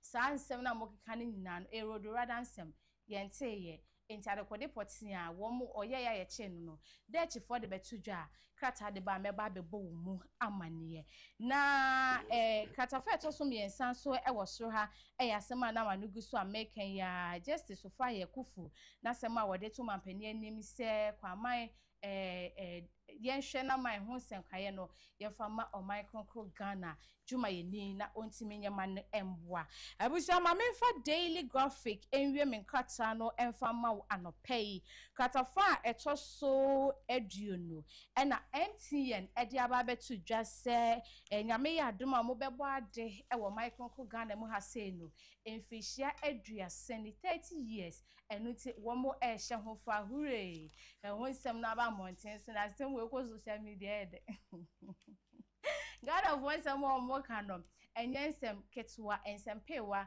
ena Ghana for ekana so ne nyina mu no enti adwumako no wo manya mfishia eduasa 30 years na chese wo mo ayade wo mo ni nkofo bi age eye pe they say MTN ba ha na ewo nkofo wate ase anopei kata no eboye mu amanie na katafa etoso miensan so eye yesuku ho nsenkaye ene wo ha Ghana for yenim say free education eye na nado dan akufo-addo mampani dada ochimai PSC adogagai ado covid ba ye mampani hyantuma hodro nana moni adwuma waye bi anope wo ho nsem abakrata yi mu na yesi free education a wo ye no na double track na chese enkwala no esi ebi degree ebi di good enti aban fofra waba NDC amanyoko ye John Dramani Mahama esemu sejata wose nyame ya aduma enkopim 2027 na free education no double track na ewom ni nyina no wayi ni nyina edi free ho na wasanso bonchiremu kakra edi mayen a madaro mamisi so edi amao wose category C schools bi wo ha be se duasa ye de beko category B and afi category B schools nso bi wo ha be se eduonu 20 eno se de beko category A eno eye nchiremu amampani abo edi aba enti schools no enche bia no womo de ba so de ba beto monim schools ahodo a ya promote womo no eno so eba ye ba bebo wo mu amane na mamento aso biom na mekọ katafa eto so du miensa ewo enim ha sei anano adana bi simofrey womo etro womo so hwe ewieye nyame adom ekwasomdwe mu enipadodo a womo ntimi antwo so hwe no ebia na reason bi nti ena womo ntimi antwo Eastern region de Mrs Ivy Owusu asantewa edibaye ena ye bechechwe mu edechrewo na wonim se wasin so mo fana hyase adwadai ena omo hyase na sisi ensori eba bekoso biem technical and vocational education training womo so omo de eba bekoso ede ama adesuafo womo so eje santete no na penipa wakasa ye director general Zachary ena wode nsem wenyina etu dwa suku nsori no hyase nyame yadoma mebusumi ebesim ne da etoso du enwotwe ena omo be hyase na afa June busumi da no so ebesim ne da etoso du mienu ena sohwe ne nyina no ebeba ewieye enti mo amoma etro exams a womo de no technical na se vocational no mo so mo ho senkaya no pay kata no ede aba meboso ede atremu enie anope ha ena mede nkata ne nyina ebesi the Ghanaian Times de assembly baya na ewo katafa etoso edu ena ba ko wo mse du mienu ho na ba ko ha na ye kan say the Human Milk Bank at the University of Ghana Medical Center one more made passionate appeal to lactating mothers with exact breast milk to vulnerably donate and help save the lives of premature ones. Well, ne tinti tete and say on kwadani bo home ye premature. Inti I say omo breast so I say de wo omo no and so you say basically and ye wo ma and I see wo blood bank career so we ni moja wo honti enko pe moja na ya frefrado for ye kwatwi moja e de akọ enti omo so de no ye breast milk enti se bia wo ye oba o ma kwada nufu a ye sra wo se probability ni se onso betimi abetwe nufu ni bi e de ama wo se de be yo save ye gu ha nkwada ye wo mu a omo ye ti se 7 months na wo kan e ba no e betimi anu me no so or they aba katafa etoso edu na I think say well endowed say be kama amano ne awofo ni bi say de okase nkwala ho ade hia wa no bo MP de say baba jama de okoye de ma schoolfo ne nkwada no na wo say we nsusu ye ka e de ma awofo say e bia wo ya kwada na wo ye oba wo manufu a ye chese be hia onufu ni bi de ama nkwada no say first na nkwada bi asa ne ma me kura fi mu itimi de ne ma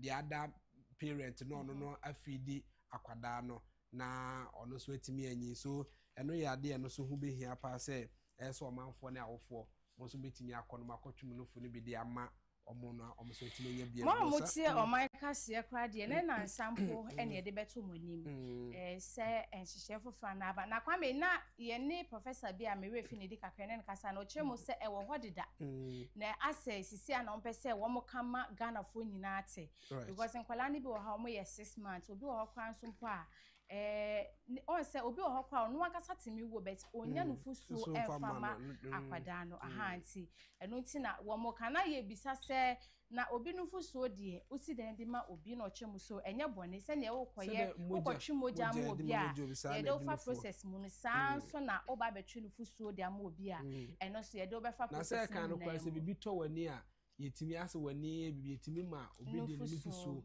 egosumant eno we da bisa se obi no fusuo de dem ma do kogu ani so so atase ni nyina no ba ye se Ghana so we are risking of long-term food insecurity or cause peasant farmers are wo mu no yen she dam nye policies and program bi a bebo mo ho ba protect them.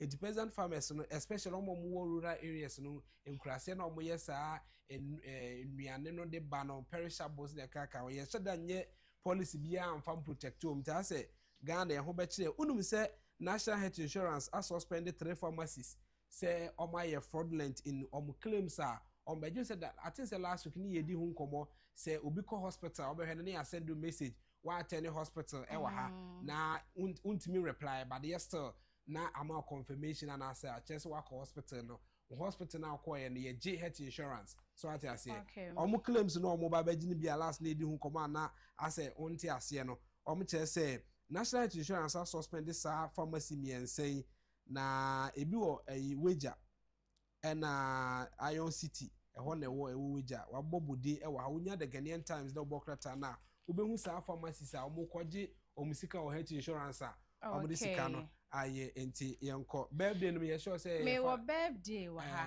enti ma menye na fe me sorry happy birthday nkoma wo ye fra wo Porsche Agile ene eyewa woda erade nsura na onye okese birthday wishes no every one kasankasa wo boss o papa wo nana Mr. Pontia anase dajo wono enese enei yina yen kambom na yen se erade nsem sura ene ochie emfama wase opewasem ohodwo adwuma mu de uye kikim edonti no ene yina ye reshow a na yeserade se onka ho na wombie ekwan ahodwo emfa emma birthday wishes ne do so adaroma me de ne aka no be makomodo mreso a na waye amame ma yana se enanso Roman father benaso etodi na woda emrepamu ne wishin kama amane so etimi akoso ye basisi ana fe ye intellectual discussion abeto sense na Christian donko I crado ewo na television.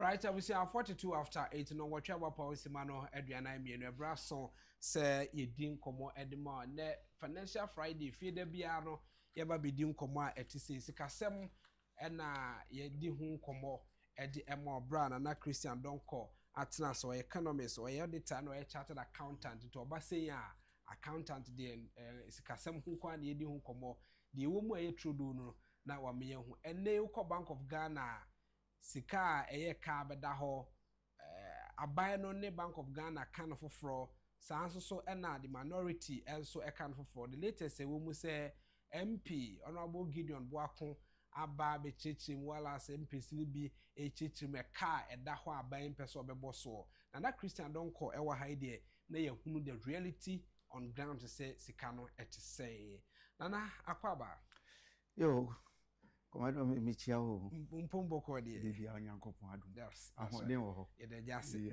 odanfo so amu chia ye gine so mo so pa amu show pa ye mi show opportunity na me sister is your TV no show yes Monica I no pay me chia o ya da na soma me that's right so now no manage me kakaka and I appreciate her very bibia ni a ohweso no hu bibi na eye ya ekwa na otrentre that's right kakaka enti nyame nhia no right ya me wo fase phone na me wo fase no mo mo doso pa ebre na say amuchia o right those who look at your show no amuchia o anomabu for so amuchia yeah jom so me palace for that's right that's over the weekends now at as appropriate time you the chef no that's right you vital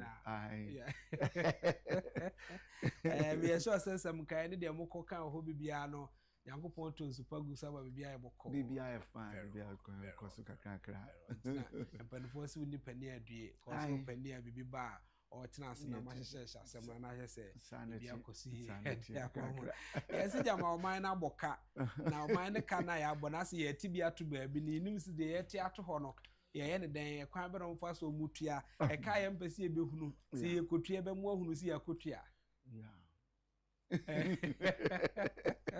asemu the last time na me hwe na unim sika na ma teachers and nurses amu declare some strike that's right because I'm 14 months salary akem na unim nipa sika no sika na ndu 300 million really na yetumi agina ho na an institution like Bank of Ghana would the young fan say a 15 billion crowd champion amo salary 14 months akem ndu 1 billion 15 billion and I'm share what do you say Honorable Thomas da Kwampem that is deputy minister for finance and no sika bia no wo bobo so say o de say sika na kɔ yemfanye rural de agriculture de anu na obobo mrase bedwam na sika oboso yenye sika say nurse for so mo cost strike any cost strike sa me dwen ho am ntiaze so what do you say but you see right from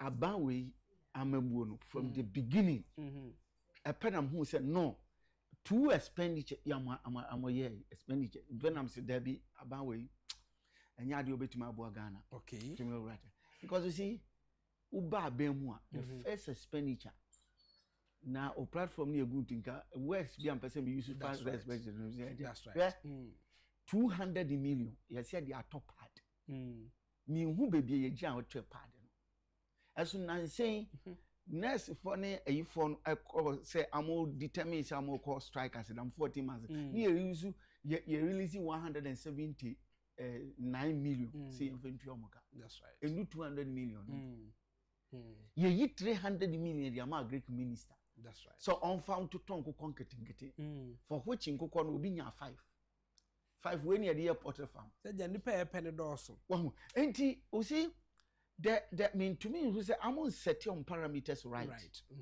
o ti ase nipa dia wo hwa dia say ibi sika ne bi ni ho o ti ase na say wo hit the right jackpot o ti ase champion you get things right mama o ayi not ajibi here me as an auditor me audit company bi na a security man out there anono unim na ni salary in 2000 but or setting the parameters right that's right and we say look when I take the 950 no say eduane na yem first say ne nipa be survive answer into also yi eduane de to ho okay na we yi ne your friend say e bia unexpected contingencies niam bia betumi abam say baba ko yes hospital we yi kakra to enkai no no dey to ho for investment also be see dan if lucky enough so no wato I say me say bibia na ote no ho no na asase ye kakra nti otumi ato bi ato ho na osi obesi ni kakra champion or can the story tell me yes that is you are applying the principle of money, the functions of money. Okay. What do you say? There were 3 solid functions of money. If you hold money, you have to go by these 3. Okay. That's how you will be fine. It's irrespective of how small the amount is. Okay. What do you say? And me encourage you na champion. And ne we to me sit down so be a hall and chamber apartment near there. Ama sisi a call retirement or the be a high. That's right. Accountant no no give 4,005. Champion me who go for me and some be chasing with mu say wa be bo besia. Na ya no ote na mini ho. Champion 4,005 ni you give less than 1,000. Hwe ne wetumi create. Na we no why? You are not in competition with anybody. Sir. Champion, go according to your pace. That's right. What you say? And always look at what is, and then you hear me pa, say. What you say? Now, what to me for 1,005? What to me for you? Not sometimes we beg you, crowd, Bobby Siana, we did. I could tell you. What you say? And it's the same thing. On my way, no matter how your budget, your niska, but if you set things right, and you use you hit on the right expenditure, champion even if you are messing up, nobody will see say you are messing up. That's right. What you say? But what have you seen? Even say what set parameters right now, messing up in because I don't know what setting right. I said that nowadays security man the the sikano or do we so how do you say be a security man and mess up? Exactly. So set is parameters right now. That is it. Because to me, champion, who said a big push? No committee almost about 75 billion. That's right. True sourcing. Now, I buy who here less than maybe 500 million to pay workers. No, and do 1 billion. Right. But 75 billion. It's outrageous. And they look as if people at NSA others say they lack principle of finance, they lack accounting, and all those things. Anything that happen. Right. Look, let's come to the right topic today. Look, listen to me. I've listened to 2 groups of people analyzing this way, but I want to advise public say, your professionals were every sector. And now every year, your proper professionals are technocrats are listening to them better than ordinary person. Yes.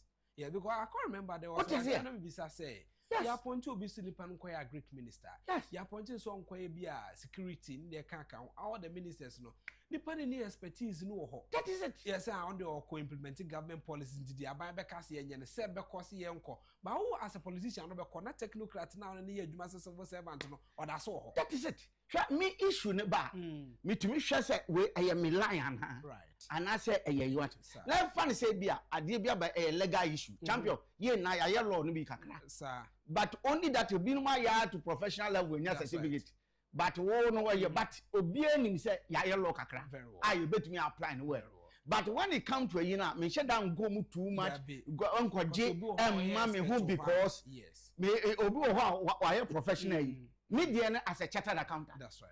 So what I said, look, the highest qualification in the accountancy profession is to qualify. Okay. Not even PhD accounting. Upon mom PhD now to upon challenge me. What I say? The NWBDP and send IC or charter. That's the highest. What I say? And to me, some of them. Me who the last time when it come to accounting, me who the last time I'm joining members of the Institute of Chartered Accountant. The fees are not to me explaining are convincing me professional. Okay. Look, let me show you the 2 categories. Okay. Look, I listen to majority people. They were quick to come to the public to do say I'm on your press conference simply because they want to explain the laws, right? So that it will not dig into too much into I'm say Bank of Ghana are making loss of 15.62 billion. And I'm besides now when who are the mobile spokesperson of Bank of Ghana because of a financial statement. Ideally, Sanya Yanka, even governor of Bank of Ghana, honestly, obey explain this animal with Ghana. And I'm but simply because they wanted to beat our mind because Bank of Ghana hiding loss maybe. Now Bank of Ghana no at current state where you mad the man and ya buy out that is it. It is a Obekasa from why you say we majority to Bekasa mana. So you are also part and parcel of the loss. That is it. And what was it? Now loss in your high DB, which is about 19 billion. That's right. Now metro the India and now and yeah, quick, say 50 billion, so that it will go around into year. So that was the smart move. Okay. But I'm fat because remember, say financial statement, your document, or be a benyabi. And you look at it. What you say? Look, audit my prepare financial statement, my audited banks. And I was working with Morrison and Prudential Bank near the audit home. And your financial statement, champion, you are prepared, papa. And in all the dynamics and the principles. And you been to me, mamma, I won't know that then I will call your accounting to what I says, what is good or what is bad. And again, and I listen to them. Now, who's a more big time, but they didn't go far into the loss. No, I'm explaining. And I'm spending 19 billion loss and also nearby, but it may charm and I'm in India. I'm wrong about 19 billion. No, then I listened to Sami Jemfi. I said last yesterday. Now we or setting the parameter say initial statement or here and they say this financial statement. What you say? Because my minority for out the street says loss, you know. And yet not a 15.6 billion, but a 34 that's right. billion because I'm hiding 19.5 billion. And you always started to if you know, see, look, this financial statement, Bank of Ghana, had been audited by one of the four biggest financial audit firms. Right. You see, audit firms in your categories. The biggest ones. Normally, we classify it as 4, but we one become 5. Okay. I'm the say I'm well known because internationally they've worked and Ghana. Okay. Say and if I will give it to them. What do you say? One of the internationally accepted audit firm. And now KPMG. Well, or only one of the 4 or one of the 5. Right. Oh yeah, name Jimmy D2. That's right. Because I'm in that profession. Say, I'm audited Bank of Ghana statement. And the other kind of from well KPMG. No, I'm sorry. Mr. I'm interested. And financial statement, you know, and your Bank of Ghana. I said that to one figures now we are for look during the banking issues crisis now akufo-addo cleaning banking system oko do FM Sami Jemfi eko ye na wunim okotwa ntro bi to Kenoforiata data bank so okay that time Kwekuba was the other reason now be say no say Oforiata bank no so go all the banks Bank of Ghana. So what they say? Right. Yeah, controlled by Bank of Ghana near there. And I'm said data bank, you know. And yeah, and share Bank of Ghana say. And I don't know banks share Bank of Ghana say just to raise on only there. Maybe no data bank. Who a security bank. Opa share institution control banks now. I'm engaged in security as their operation. What you say? a Security and Exchange Commission. Right. And the Bank of Ghana. Into data bank certificate of operation, it was issued to them by Security and Exchange Commission. Okay. I know someone didn't, I'm challenging why still wants to say a Bank of Ghana. And when I'm writing of Sawawi, when we become someone, shall check some balances before you come out. Because you see, we are professionals in every field. And in just our explanation, 1 or 2 from Nipebi or Honma, no other Jahanoka. And you are, just an enemy support or trade or no, I don't know, we're good food. Right. And you know, look, when you near oil, that, some you say, listen, your Ghana's company's code. And only Emra, and I say, a year war, a year law, a war company's code. I guide the operation of every company in Ghana. Right. All the companies could look. Me some corporate company schools code maybe.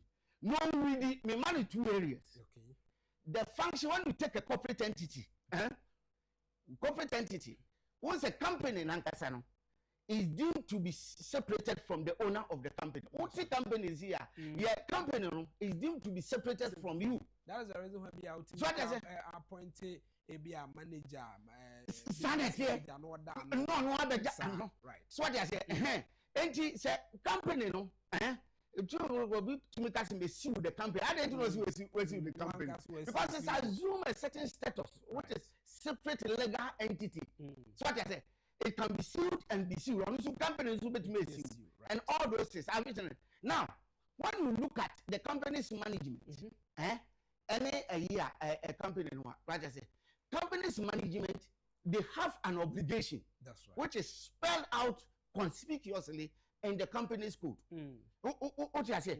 Say, only are responsible for preparing the financial statement of the entity. That's right. What do I say? And your auditor's responsibility to prepare the financial statement. Okay. What I say? Even though most audit firm they will be doing things wrong.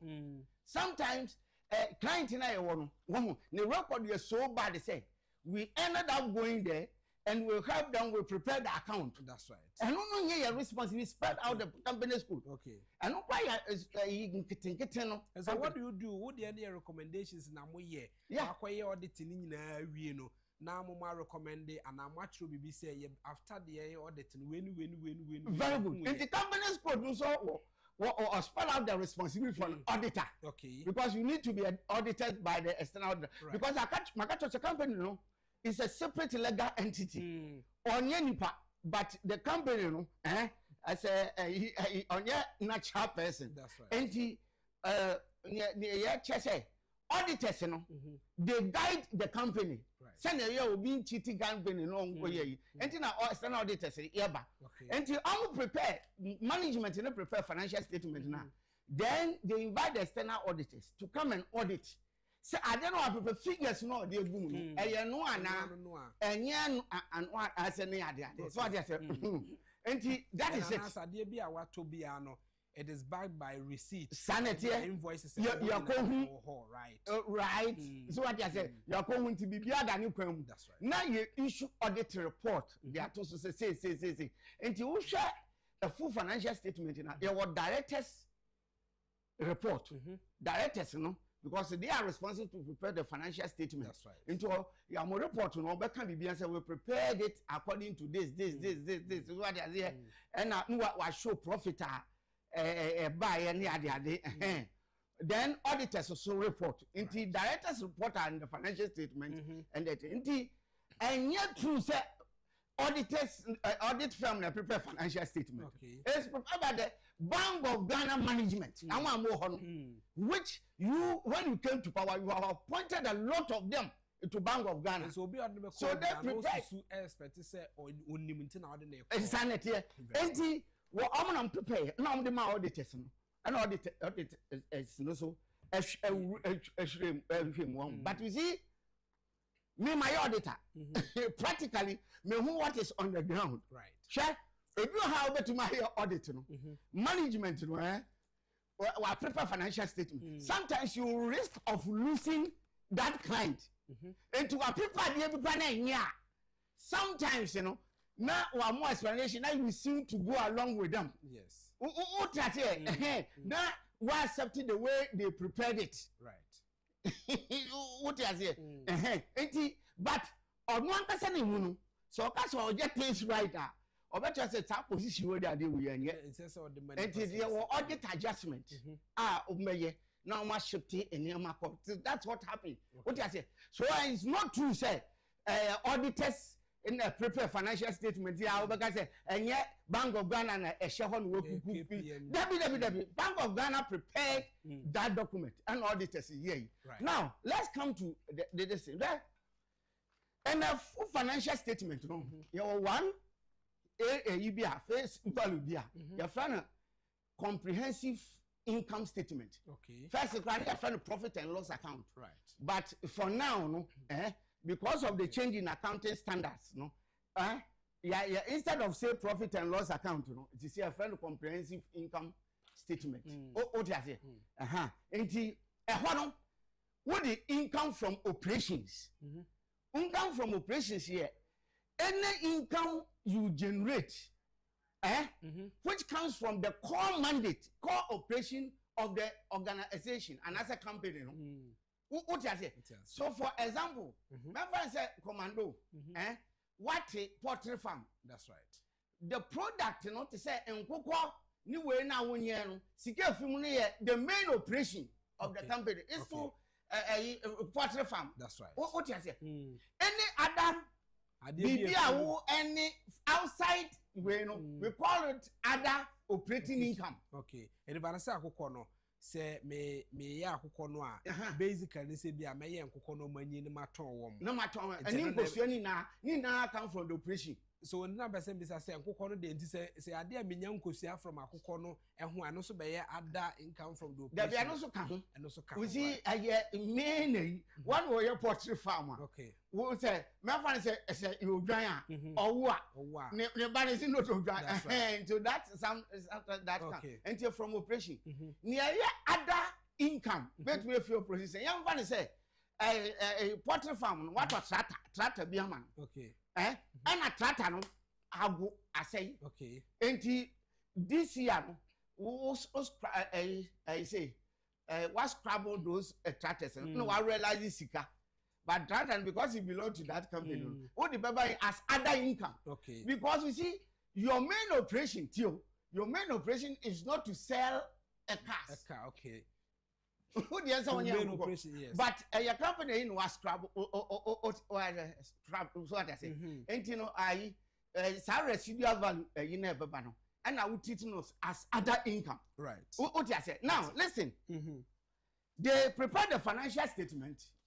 And I'm the main operating income on the buy. What you say? And the main operating income on the buy. That resulted in the 15.5 billion. Right. The main operation, Bank of Ghana, the Juma Oye, to manage this, to do this, say what I say, and those main operation of Bank of Ghana is spelled out in the act. Okay.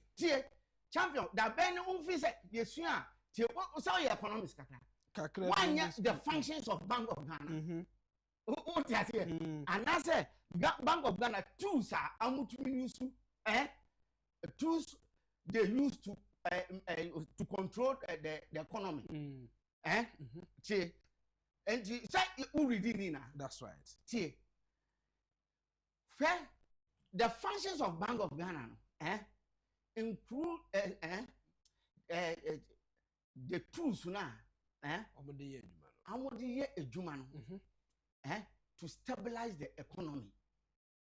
Right. And there are a lot. Cash reserve ratio, this, and your open market operation.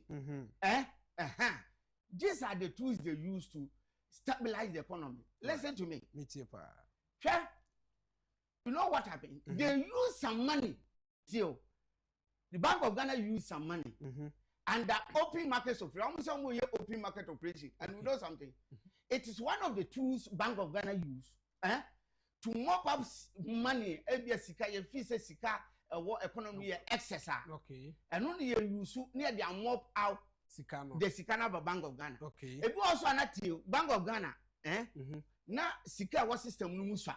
You can also use the same thing to push out Sikana money. Right. You know why? If it is excess and you say, I'm come out with short-term product like treasury bills. Now when you shoot through the banks now, because if you say excess law, now banks now at all. I invest on this. Come to me high interest rate. Send a very top. Into mobilize into Bank of Ghana. Please, are you getting the parameter? Yes. Say Abia and the other way around. So I understand, and that's the kind of free system. Very good. Right. What I say? As a kind of system, no more at them for so one neighbor. Just say your positive and negative side. Okay. So what I say. But you better say whether this economy, no, that approach, you know, I help on my way. Right. And I say, young fellow says, you can't own to Swaswa. And so the same thing. Right. Over to me, I lower interest rate, you know. Now I'm a bank, you know, I'm investment in treasury based and your profit, I will tell them fall to send it to Bank of Ghana. Okay. And the Bank of Ghana will give them money. Then the money will go back. Very well. We see the operation. That's right. Of the, now, see, 19 billion at you. I'm hiding. I'm say a loss from the Bank of Ghana exercising open market operation to mop up liquidity from the system. They kwabonte no akope sika no be dia bon say system ni sika wom. Enti wo kwakope bia ba no. Waboka. Yeah, we end up making a big loss. And listen to me. No be ayabo. Now, minority ne ba say. Sa open market operation now we here no so and Bank of Ghana main function. Listen to me. Are you serious? What does it? And the loss, you know, which I'm say through open market operation, I want to make mobile security from the system. One of the main tools Bank of Ghana using its operation. Okay. And you are making loss a champion. Loss, you know. It should be added to it should be added to the Bank of Ghana operation. Loss from Bank of Ghana operation. Any other income and any other comprehensive income. That's right. The classification was wrong. And I'm use that to stabilize the economy. One, to make interest rates ever from and I'm inflation so about from near the other. Now your economy now is not about inflation and all. And the Bank of Ghana responsibility is to make sure we stabilize this. So if Bank of Ghana spend money to also they are stabilizing when a year. That operation, is it any other operation? That's right. Or it is the main Bank of Ghana operation? Look, listen, that classification was wrong. Right. It should have been added to the main operation as a main operation loss. So for hiding it and use it as an appendix and separate it from the Bank of Ghana operation to say, special case bina you are lying. Okay. Go to Bank of Ghana Act. Now say the tools in stabilizing the economy to make the economy say this open market operation can one of the main function. Right. Bank of Ghana it needs operation. And it's a separate loss from open market operation activities. Now so there are other comprehensive now some feel better. Right. What I say because one can be educative. And why so what I say? And champion that loss from open market operation supposed to be added to the main operating activity and not any other. And so when you add the 19 billion, I'm hiding till at the 15.6 billion. Yes, 34 billion. That's right. What I say? But even young fan is a champion. What they are any other income? When you take a financial statement, if you take a financial statement, champion now for the spreadsheet, operating income, cost of sales, no about gross profit. Then what are the other income, other operating income? No what are the no about net loss. Okay. And the net loss, that hit the equity. So what I say, whether the Bank of Ghana will be insolvent or this, it depends on the and to get the net profit or loss, you have to take into consideration both operating income, that's right, and then other operating income. What is coming, whether loss, so I have to before you get the final net profit. Right. And so whatever it is, if we mean that all this calculation will include what you mean for your car, right? And so whether they classify it differently, we should have gone into main operation, any other game. The end result is that champion, the two must be added together. Right. That is the 15.6 billion as a loss from the main operation and main operation. And any other income, 90 billion must be added together. And that will give us loss of 34.5 billion. What I say? So all with 19 film do on another 15 about. What is it now on best one we imply the trauma? They want to imply say from 2028 2024 akufo-addo in spite of all the crisis the Bank of Ghana make a loss of 9.6 billion. Okay. Till now ubaye no tie we the first year what I say we are making a loss about 34.something billion. Till and no 34 more than that 44 but smart expenditure on the entire should be 44. Okay. And so almost the quantum jump from akufo-addo 9 billion to 34 or 44 billion. Too much.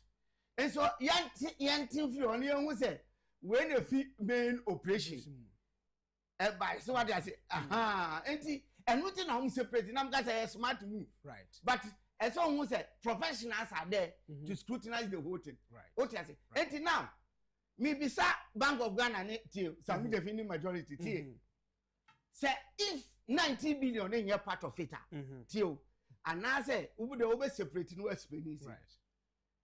Bank of Ghana ended up putting the two together, which is 34 billion, and to win him. So 2024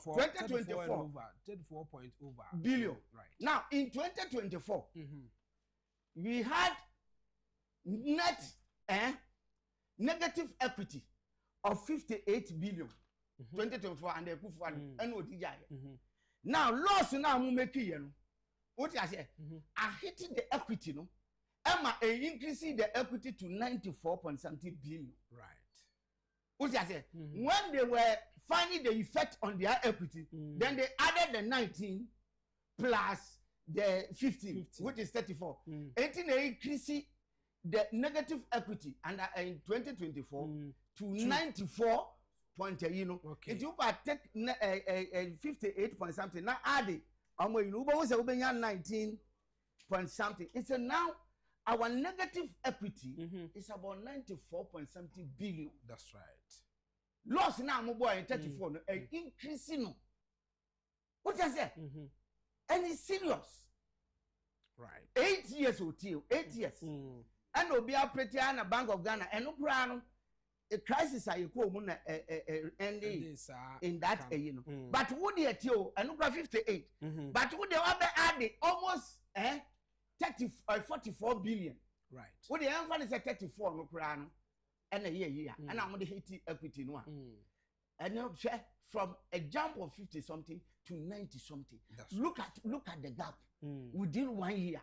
Then you already 4 years. Now Bank of Ghana net equity acquisition. Right. What you say? And that is the reason why did your work oh no, being a finance person, look at the financial statement. No, we can go forward. We move.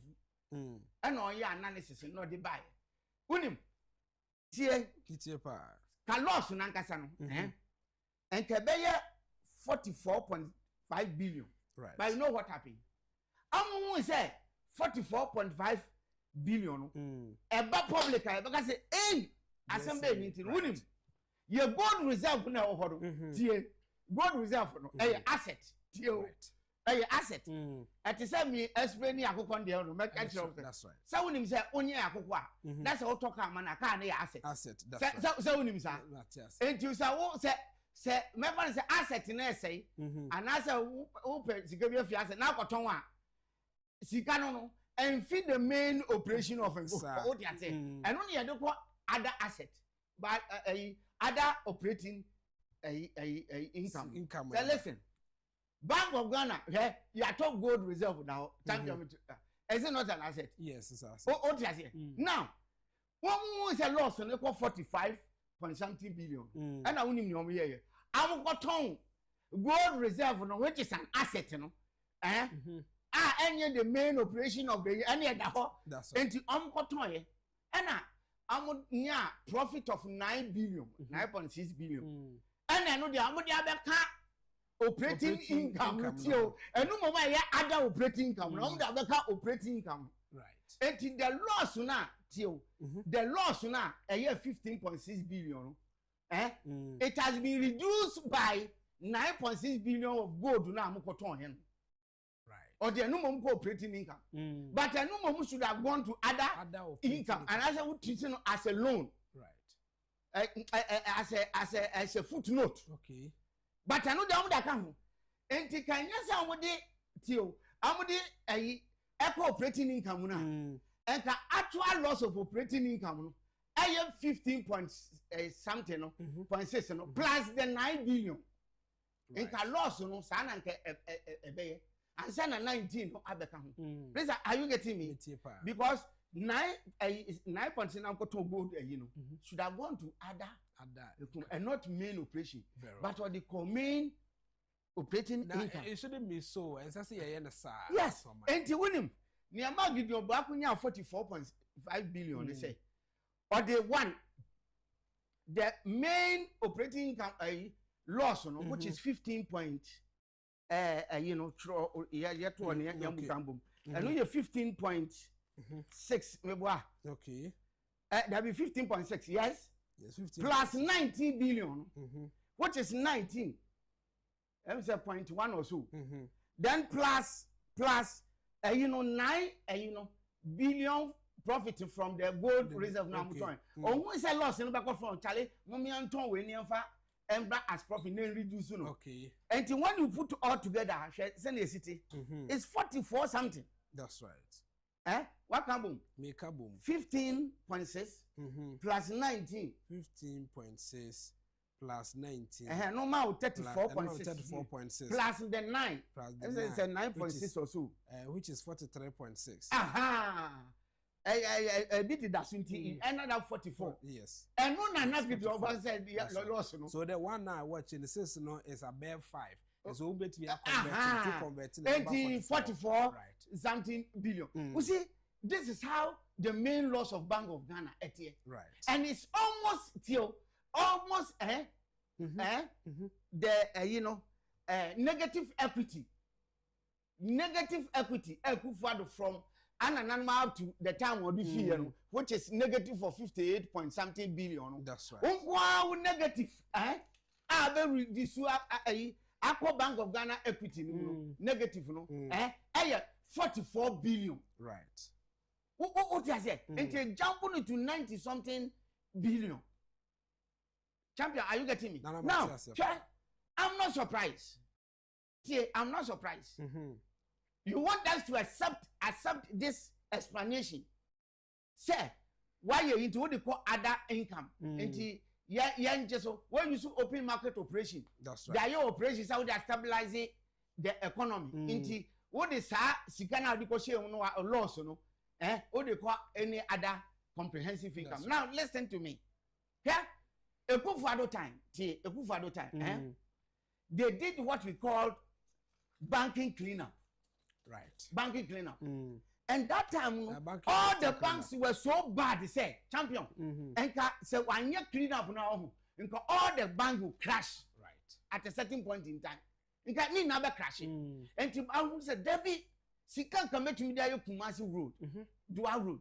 Met me say, listen, now it was necessary because, champion, banks, individuals, Yahoo, yahunya say yahu beto yo ye sika na ye dia koto bank and when him 40 now moye 4.6 million deposited sika na da ho and hwe number of people sika da ho sa na bank fuo yi honestly am mismanage bank na fo sika na ko bank a wunya bi cheku va de selo sika mi di be yi ebia road way mi di be ye sale so ati say customers welfare no ehu here especially in 24 am abobra e di akwa hwe champion wakwadi ni pensions ko di akwa bank interest ni na be hye dia ma me revoke license no na me mpesika na me fentu omuka even initially no na nko different position but we sustain one you sustain argument no hu sampa ne ye ka ne ye no kre no settle omuka tio and no boka em say almost a little over 20 billion right when for kind of riata ma me chetu ade na mu say a big boof na makoye yamra ne ya afiti ye nya ntemwe je unim emra kind of right prepare financial statements somewhere is it 2023 happened that year I will share that country of financial statements okay and unim because banking clean up there even though sometimes the operation Bank of Ghana operation mean ka say because MPP cleaning your intimate no operation but we see the explanation from Kanufuriata and Amutiti and the Bank of Ghana why they treated that Sikano say as a one-off transaction. Okay. So and yeah, bank clean up no and shut down for papa. Okay. It when no problem they buy in the exchange. Into no say a Sikani are spending on as a loss. So what I say, you have spending on the financial statements as other a note. Okay. Near financial. So near spending say banking sector. Clean up, the laws clean up no cost this. Okay. And one farm come the main financial statement. Unim, I don't go. Stood up, took the financial statement. And all the question now. Say hey, they've hidden the financial clean up Sikano. I want to come one. Then the Bank of Ghana lost this. I don't go.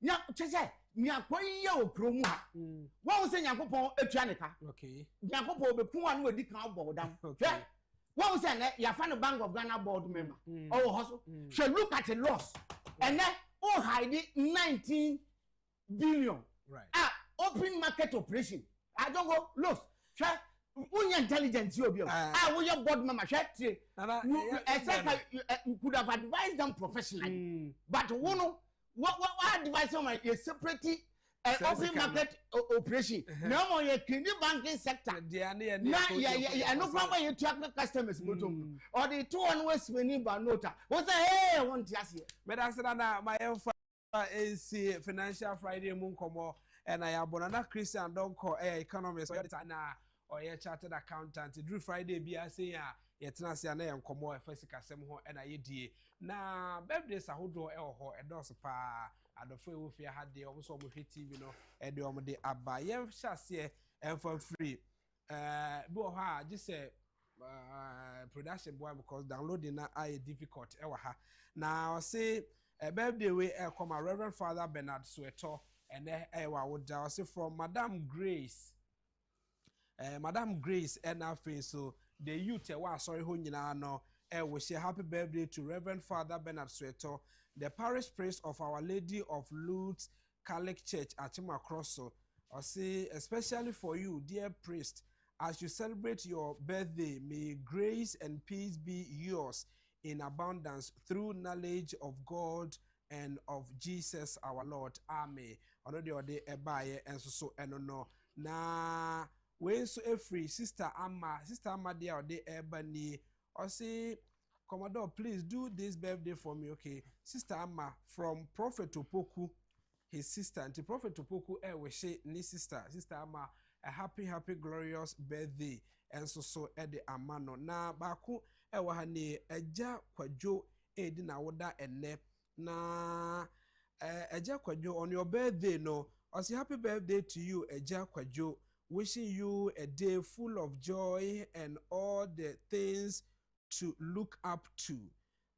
From Nana Ya Santua of Kencity Media Limited, Ede ono Ede Ebaye and so and no Empress Bianca wawoda ne happy glorious birthday. Or say happy birthday to Empress Bianca, wishing you long life and good health from Nanaya Santua of Kencity Media. And so they are the eba engineer Ama Stephen Ama Tete tactical and wawoda na engineer Stephen Ama from the production team and our face Ukrano the dialogue show and the crew nina we show wawoda power. Say happy birthday to engineer Stephen Ama Tete aka Tactical of Adenta, a friend who can make you smile on your darkest day. Is a bright light that can never be diminished. I am so grateful for you. Happy birthday from Focus of Kencity Media. Hey, Focus.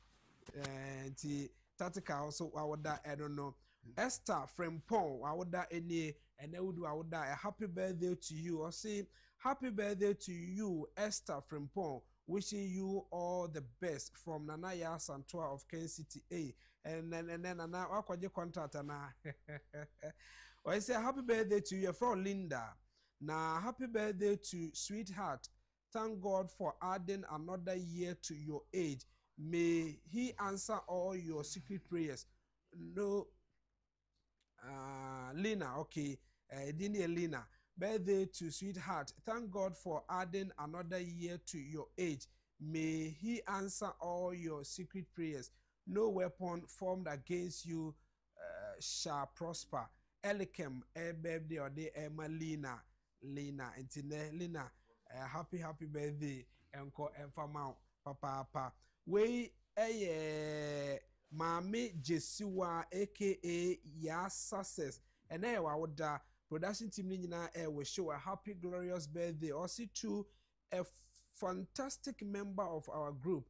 Thank you for your warmth and for always being a friendly face. We celebrate your hard work and dedication. May this new chapter bring you ever more success. Happy birthday to you, Mami Jesiwa, aka Ya Success of DNW Group inside Tema from the members. Members also there. Omode Emma War Enono. You're from Mr. Alex Adonte and then Woda.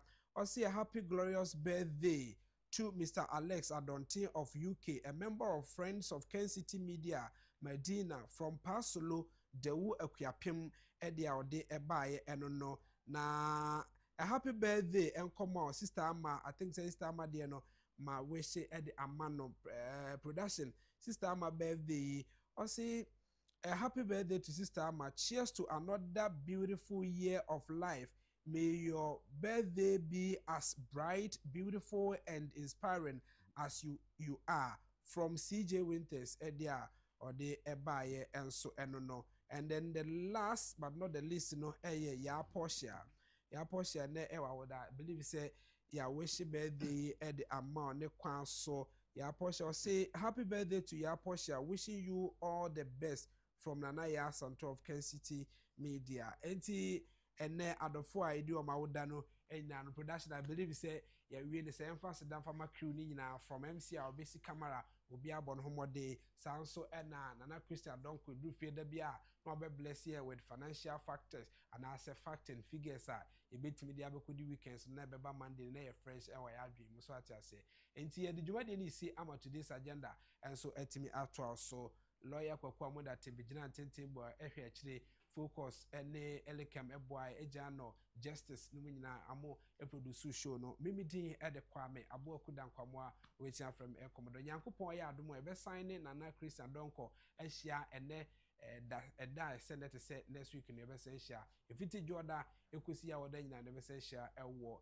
a dialogue show as so. We will see Miraya Mufa at the today's agenda at 12.